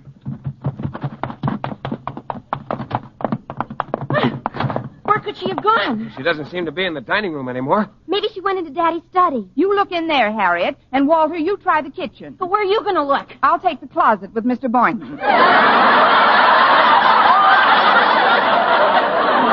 You kids go ahead. But, Miss Brooks, you don't think the turkey really went into the closet, do you? Who knows? It shouldn't take us more than 20 minutes to find out. I think the turkey's definitely in this study somewhere. Take a look behind the couch, Walter. Okay, Harriet. I'll sneak up on the little beauty with the stealth of a barefoot pilgrim. That might be Daddy. He always forgets his key. Walter, you stay put behind that couch. Miss Brooks, Mr. Boynton, follow me. Where are you going to hide us? In this clothes closet right across the hall. Quick, Miss Brooks, get in. Okay. Be right there.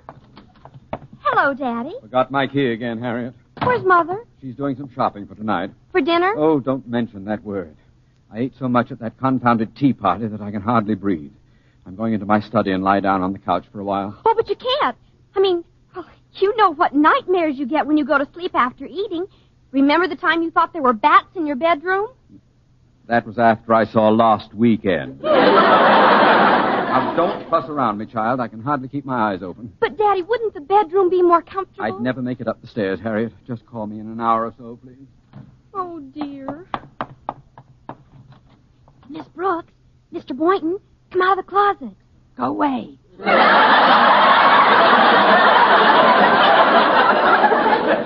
Did I hear your father say he was going to take a nap in the study, Harriet? That's right, Mr. Boynton, and I'm almost positive the turkey's in there. Well, we can't be sure. I'm going to look around the back of the house. Okay, Mr. Boynton. Miss Brooks, let's tiptoe up to the study door and listen.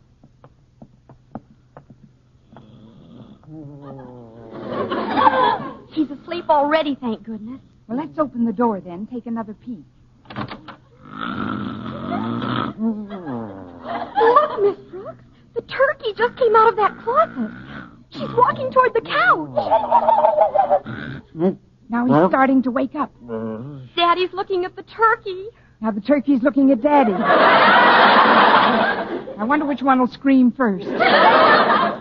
What's that? Oh, it's a nightmare. Oh, I should never have tried to sleep after all that food. Look, turkey. Nice turkey. I know you're not there. But please go away. You stay here, Harriet. I've got an idea. Mr. Conklin. Hello, Mr. Conklin. What? Miss Brooks, is that you? Are you really here? What's the difference as long as it's a nightmare?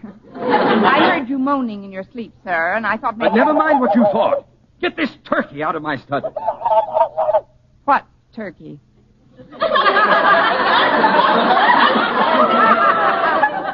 What turkey? What was that? Maybe your dream turkey has an allergy. The turkey just walked out the door. That sneeze came from behind the couch. It's just me, Mr. Conklin. Me and my trusty hatchet. Oh, God! Dream or no dream, boy, there's no reason to go berserk. We've had our differences, surely. But deep down in my heart, I've always had a warm spot for you.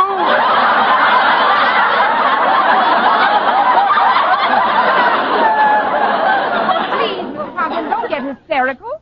Why don't you lie down and close your eyes? How can I close my eyes with Walter standing over me with a hatchet? Walter? Walter who? I don't call my doctor when I wake up. I'll never go to sleep again. Oh, well, I might as well relax. That's the idea, Mr. Conklin. Take a nice, long snooze. Miss Brooks, Bernice just ran out in the backyard and... I beg your pardon, Mr. Conklin. I didn't mean to disturb you. Oh, that's all right, Boynton. You'll disappear in a few minutes. Disappear? Mr. Conklin's been dreaming, and let's keep it that way. It's all right, Miss Brooks. The turkey ran right into our garage, and I closed the door. What's going on here? We just wanted to surprise you, sir. May I say, you have? Please don't be angry, Daddy. Miss Brooks saved us a lot of money by getting a live turkey. I only gave her $5. $5? Yes, sir. You see, you're not going to be alone after all. That was the surprise Harriet planned. Not only is your mother-in-law coming down for Thanksgiving, but we're all joining you, too. And now I have a dispatch for you.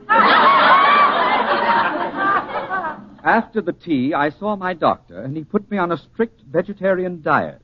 Harriet and her mother are going to spend the holidays with Granny as planned. As for you, Miss Brooks, kindly hand over the $5 my daughter gave you. But we paid that for the turkey. You can have the turkey. All I want is my money. But we can't get a refund now. The used turkey market is shot to pieces. What will Mr. Boynton and I do with an entire turkey? That, Miss Brooks, is your concern. For once, I might add, the joke is on you. Well, I've celebrated some Thanksgivings in my time, but this is the biggest bird I ever received.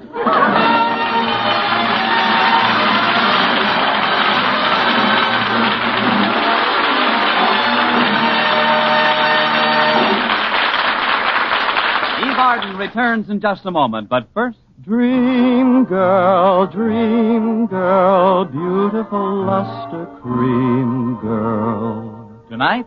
Yes, tonight. Show him how much lovelier your hair can look after a Luster Cream shampoo. Luster Cream, world's finest shampoo. No other shampoo in the world gives you Kay Daumit's magic blend of secret ingredients plus gentle lanolin. Better than a soap, better than a liquid, Luster Cream is a dainty cream shampoo. Leaves hair 3 ways lovelier. Fragrantly clean, free of loose dandruff, glistening with sheen. Soft, manageable. Even in hardest water, Luster Cream lathers instantly. So gentle, Luster Cream is wonderful even for children's hair. Tonight, yes, tonight, try Luster Cream shampoo. Dream girl, beautiful Luster Cream girl, you owe your crowning glory to a Luster Cream shampoo. And now, once again, here is Eve Arden. 70 little children in one classroom. That's the kind of critical situation your community faces, unless it can recruit new elementary school teachers immediately. Our increased school population also needs urgently more buildings, more textbooks, more supplies than ever. Better schools make better communities. So for improved educational facilities, join and work with your local civic groups and school boards. For further information, write to the National Citizens Commission for the Public Schools, 2 West 45th Street, New York, 19, New York. Good night.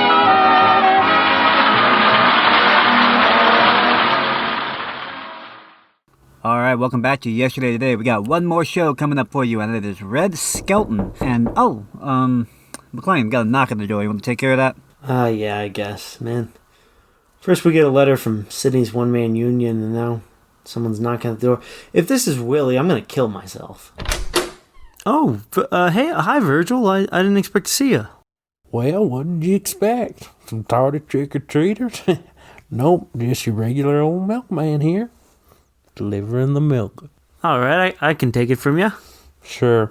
Say, in addition to your usual order, I got you here a little gift. A little seasonal offering we've been testing out by giving to our regular customers. Seasonal offering? Yep. Pumpkin spice milk. Pumpkin spice milk? Yes, sir. You see, we figure there's a lot of potential in them limited edition flavors you see when you pop into one of them grocery stores this time of year. Decided we should get in on it to stay ahead of the competition. It's about a month or 2 ago, we started feeding a couple of our cows cinnamon and nutmeg. So they've been pumping out pumpkin spice milk ever since. I see. Have you thought of feeding them maybe actual pumpkins? Thought about it, but we didn't know where we'd get the pumpkins from. Well, you're on a farm, Virgil. Why don't you grow a pumpkin patch? A pumpkin patch? Oh, my wife takes care of those. Yep. Why, just this morning I noticed a tear in my shirt, probably from putting up some new fencing out by the middle pasture. So went in and I asked the little woman, I asked her, Pumpkin, patch this up for me, would you? And she stitched it right up. Well, I better be moving along now. See y'all around. Yeah, well, have a good one, Virgil. You too. Hey, McLean, was it Willie at the door? No, that was Virgil, our milkman. I haven't seen him in a while. No, yeah. I think Sydney's been picking up the milk from him. Here's a gallon of pumpkin spice milk. A pumpkin spice milk? Yep, you can cross that off the shopping list, because we have it. Okay, cross that up. Oh, surprisingly enough, we did have pumpkin spice milk on the shopping list. Boy, that's handy. Well, won't the IBJWTOTSB be happy about this? All right, our last show for the day is the Red Skelton Show from 1951, Things to be Thankful For. The audio on this one's a little scratchy. The disc must have been messed up or something when they made the copy of it, but at any rate, I think it's listenable. I do remember often quoting the line that opens the show, but I'll let you experience that for yourself. So, anyway, Red Skelton. For a good Thanksgiving dinner, many bird has lost his head, but they never miss them because after all they're dead. But you won't know what you're missing if you don't see Nords.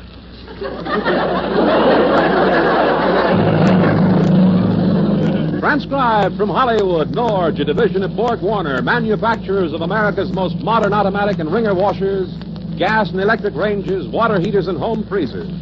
Originators and world's largest manufacturers of self-defrosting refrigerators, Norge presents The Red Skelton Show.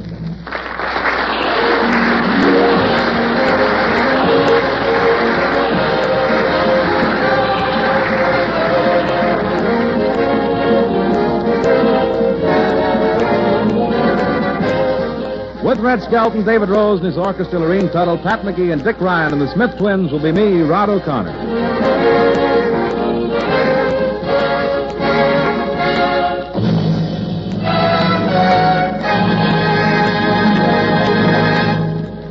Now the star of our program, MGM's clown, Red Skelton.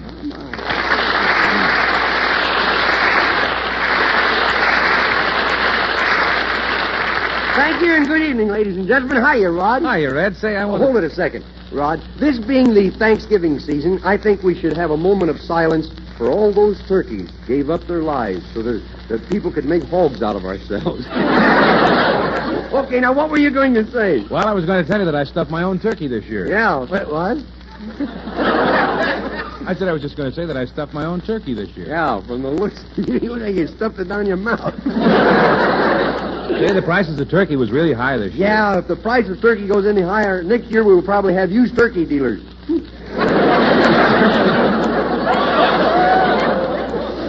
You'll have to trade in your old 1951 model turkey to get a 52 model. It costs so much to get a new one. I know what's coming and it stinks.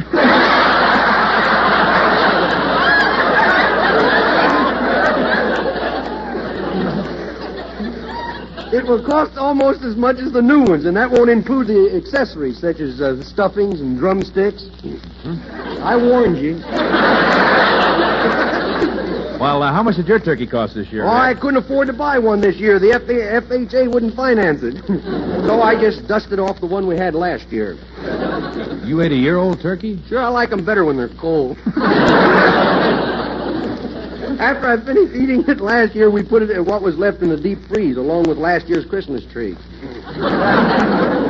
Is there anything left on the turkey to eat? Not much, mostly goose pimples. Say, those freezers are... Hey, you know what I did? This turkey, one year, we had a turkey. I have a way of getting rid of them, you know. You do? Yeah. What do you mean? I take an axe, see, and I look at the turkey right in the eye, see, and I'll let him watch me. And then he keeps his eye on me, and I run real fast, and he wrings his own neck.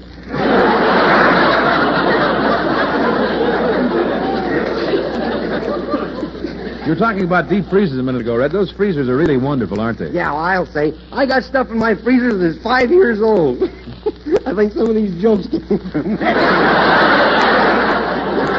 You mean you keep your jokes in your deep freezer? No, the writer's in there. Oh.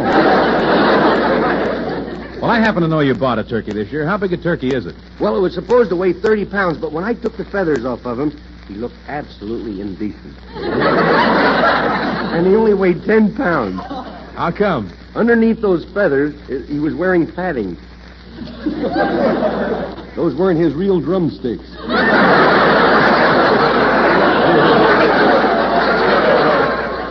Oh, come on now, Red. You ever see some of these guys around Hollywood with those suits with the paddings in them? They walk around, they take off their coat, they look like the unveiling of a broom.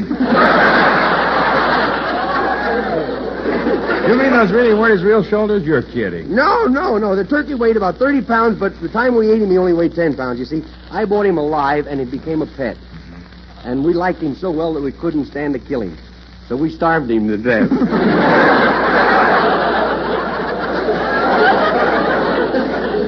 In case anyone's still listening, here's the Smith twins to sing Count Your Blessings.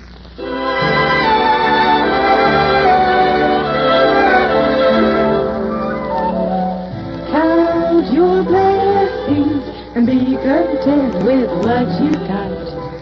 Count your blessings, forget what you have not. Sing a little melody happily and merrily. It doesn't cost you a cent. So, count your blessings, it's time well spent. One little blessing, I love you. 2 little blessings, you love me. 3 little blessings for today. And many, many more to come our way. So, count your blessings and be content with what you got. Count your blessings, forget what you have not. Play a little melody, happily and merrily. It doesn't cost you a cent, so count your blessings. It's time well spent. It's time well spent.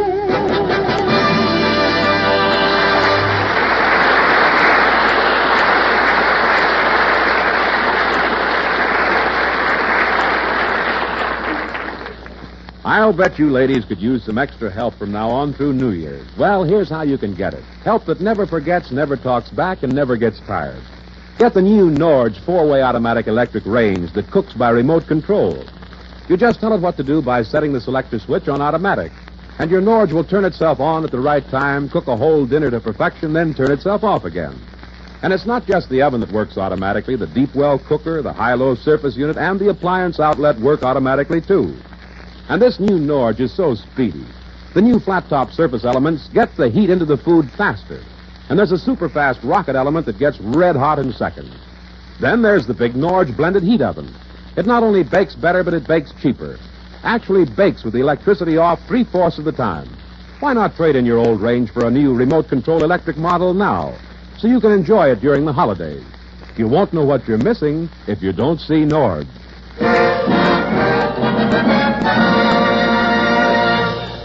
From the Skelton Scrapbook of Satire, we present a story entitled Things to be Thankful For.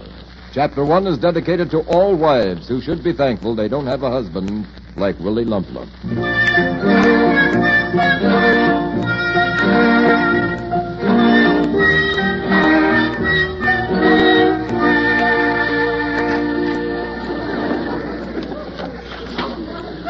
Good morning, Willie. You trying to start an argument?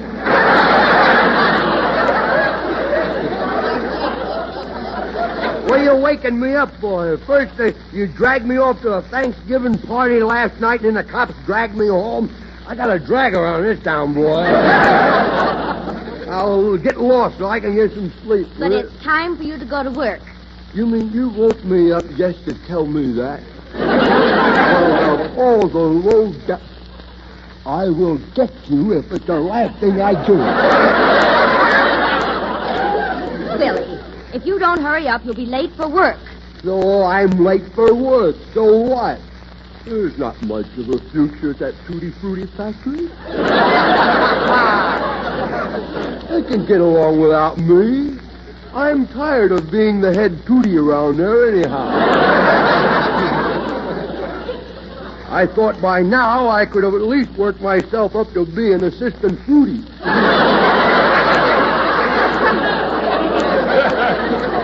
You see what I do? When the Tutti Frutti comes by, I separate it.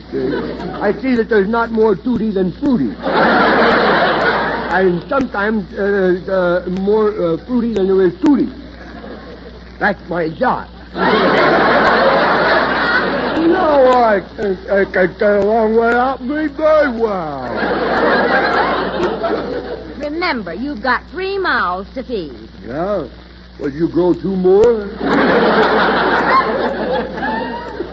I was referring to myself and the other responsibility we acquired a year after we were married. Oh, yeah. Well, look, you tell your mother I'm tired of supporting your mother in that Carlsbad cavern that she calls a mouth. As far as I'm concerned, my dear little bride, you can tell her to pack her racing form and get out. Will you please get out of bed? I am sorry. I have so many covers over me, I have to use a bookmarker to find myself.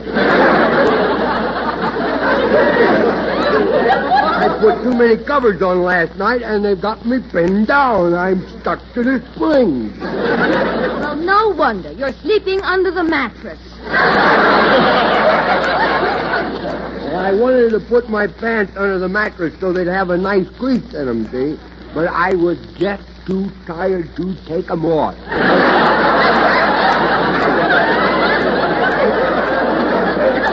Oh, get ready. Now, here's some clean socks. Clean socks? Aren't we getting a little extravagant? Willie, will you be home early tonight? I'll be home 20 minutes after. 20 minutes after what? After they throw me out of Joe's place. That reminds me, I'm thirsty. Oh, I'll get you some water. I said thirsty, not dirty. A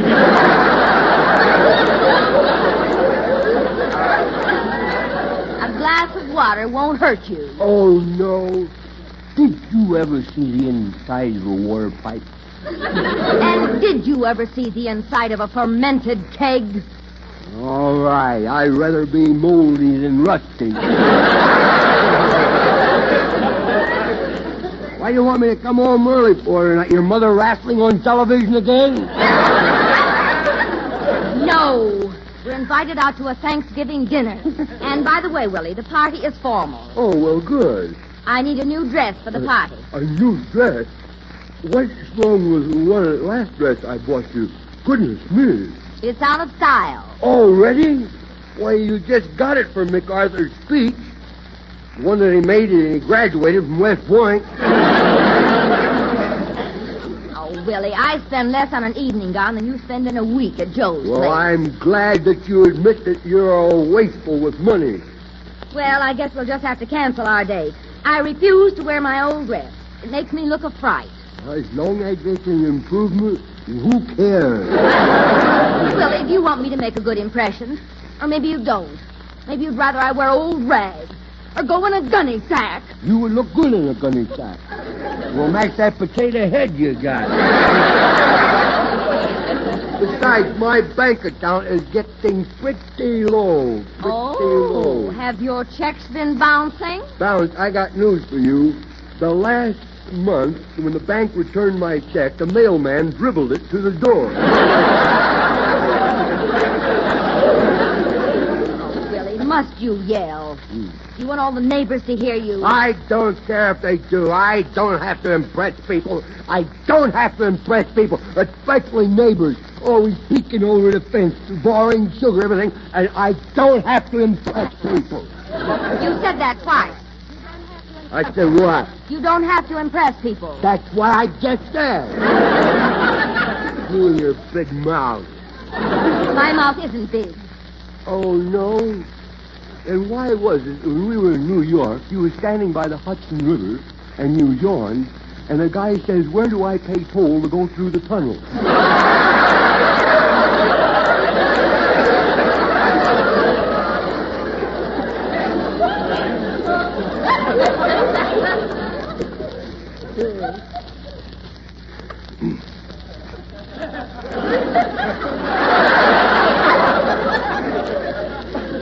What did you say?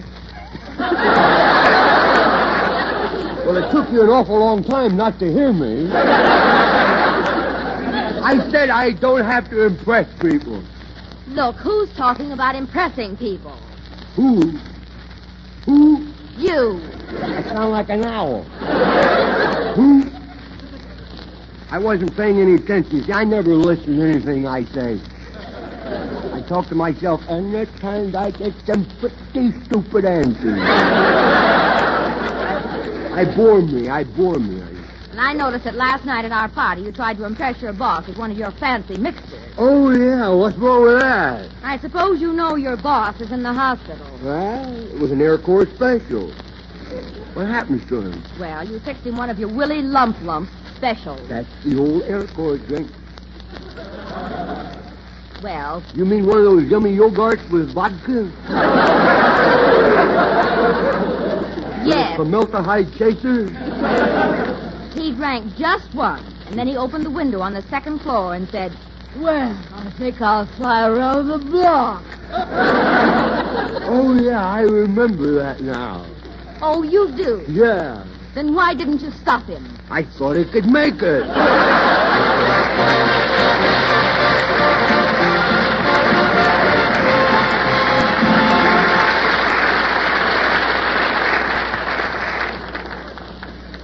And now here's David Rose and his orchestra playing their arrangement of All the Things You Are.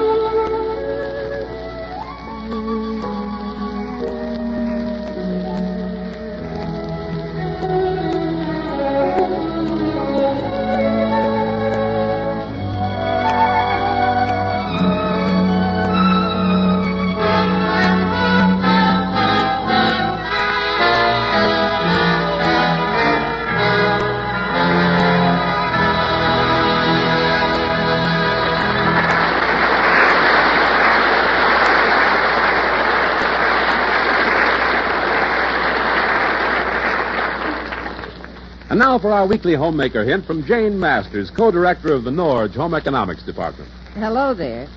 If you have a refrigerator with a cross-top freezer or a home freezer, here's a smart way to get a head start on your holiday baking.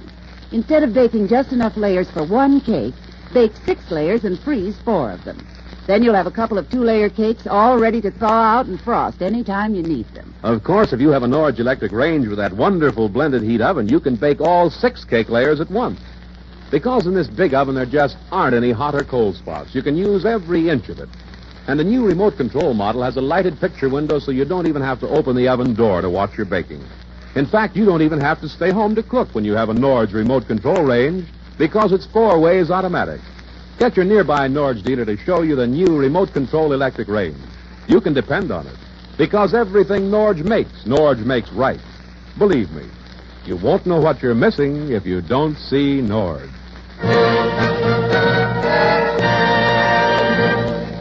Chapter 2 of Things to be Thankful For concerns a punchy fighter who should be thankful he's still alive, Cauliflower McPug.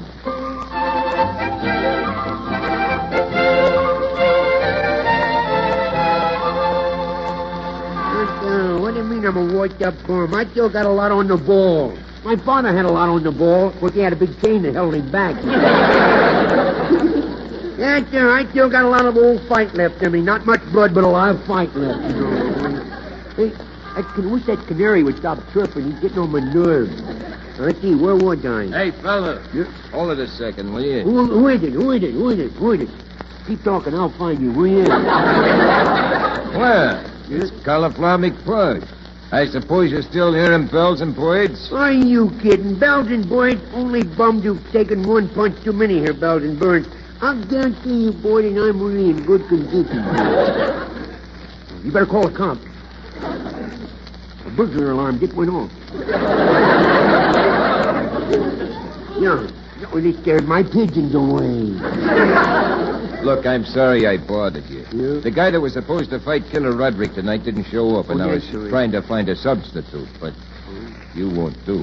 What do you mean I won't do? I can take the dive the best as the rest of them can. They call me the Esther Williams of the Main Street Gym. The guy said to me last night, he said, I want you to lay down in the second round. I said, are you nuts? I never went that distance before. Well, I'll tell you wouldn't last 2 seconds in the ring with Killer Roderick. Oh, no? No, you don't even have any muscles. Oh, don't feel that arm, boy. Okay. Yeah, wait now, I'll find it. In my sleeve there someplace. Oh, there it is. Feel that, boy. Looks like a macaroni with veins, don't it? I don't feel any muscles. Well, be patient. It'll swim along in a minute. I'm sorry, but I can't use you. What do you mean? I got a good fight record. I was the pennyweight champ of the campfire girls. I said I can't use you. You get murdered. You might know. Will you stop that? Some guy tapped me on the back of the head, but when I turned around, he's never there. No, I'm sorry, McPug, but you'd get murdered. Now, look, you might not know it, but I fought in the garden. Madison Square Garden? No, vegetable garden. My wife and I were out there hoeing the other day. Look, I got to fight. I need some dough to buy a Thanksgiving ostrich. You mean turkey? No, this is a turkey. We got it now. No, I want an ostrich. I'm nuts about drumsticks. You're nuts, period. You going to give me a chance to make some dough? Okay. Tell me, you got any boxing trunks? I fight in a full dress suit. That's in case anything happens, all you got to do is cross my arms and carry me out.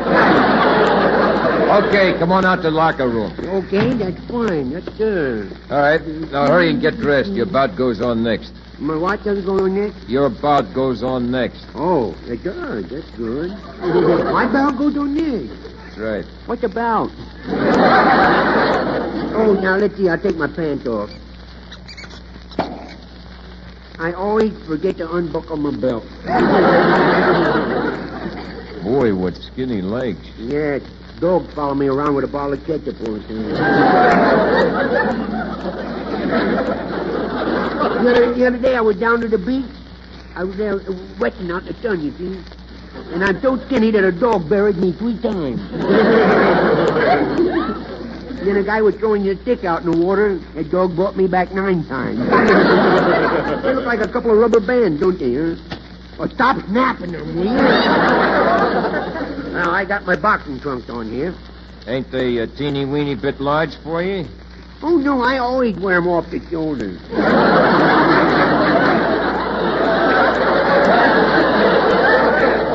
All right, come on, this way to the ring. Okay.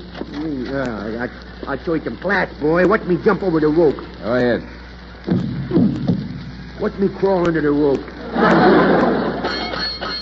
Ladies and gentlemen, in this corner, at 122 pounds, 8 ounces, California McCloud. Oh, they're with me. The crowd's with me. I can see that.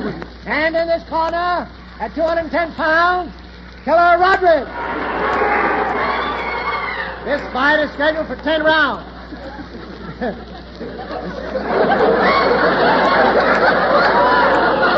What that lady screamed for when he took off his robe and forget his trunk?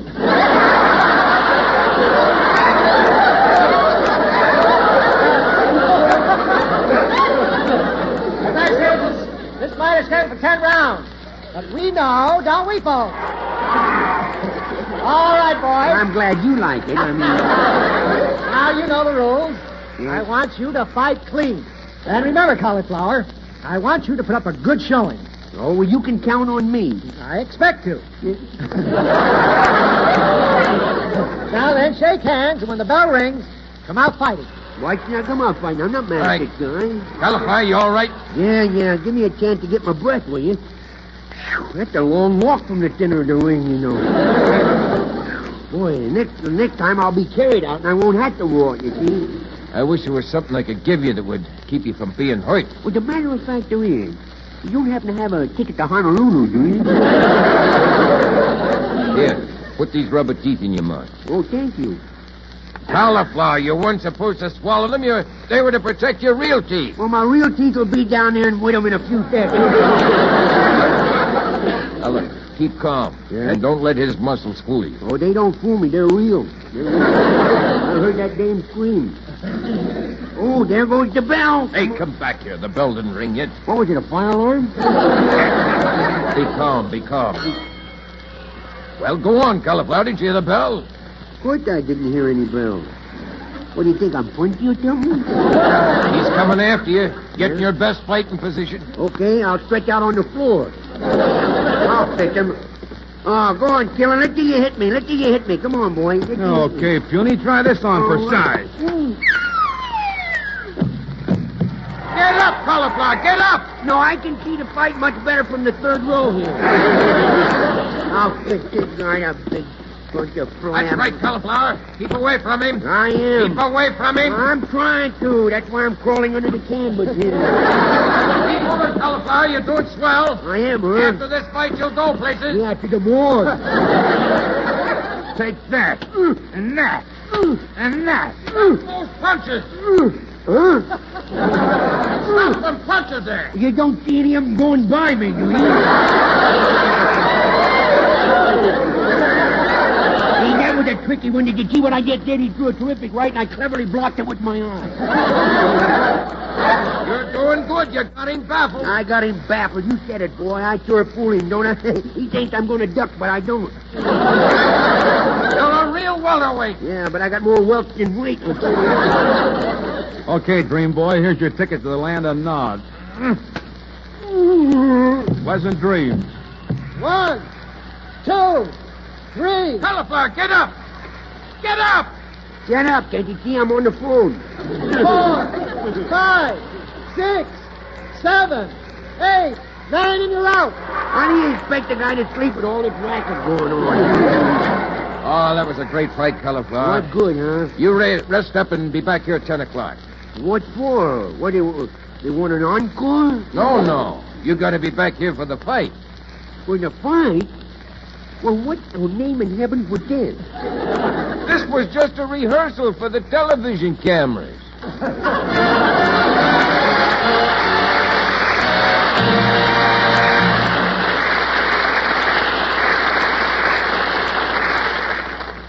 This is Rod O'Connor saying, remember, in refrigerators, home freezers, gas and electric ranges, washers and water heaters, everything Norge makes right. Stop in at your Norge dealers and see the new Norge remote control electric range that bakes, broils, boils, or simmers automatically. Turns itself on, cooks dinner, and then turns itself off again while you're out. The range that gives you 7 faster cooking surface heat speeds. The range that's so thrifty it bakes with the electricity off 3/4 of the time. Yes, you better see the new Norge 4-way electric automatic range at your Norge dealers right away. And now until next week, This is Red Skelton saying thanks for listening and reminding you that you won't know what you're missing if you don't see Norge.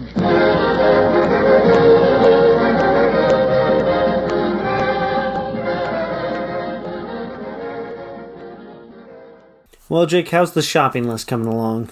It is not, because I've not had to cook a Thanksgiving dinner by myself before. I'm not entirely sure what all we need. Fortunately, we've got, 2 weeks to work on this? When do you think the appropriate time to buy the turkey is?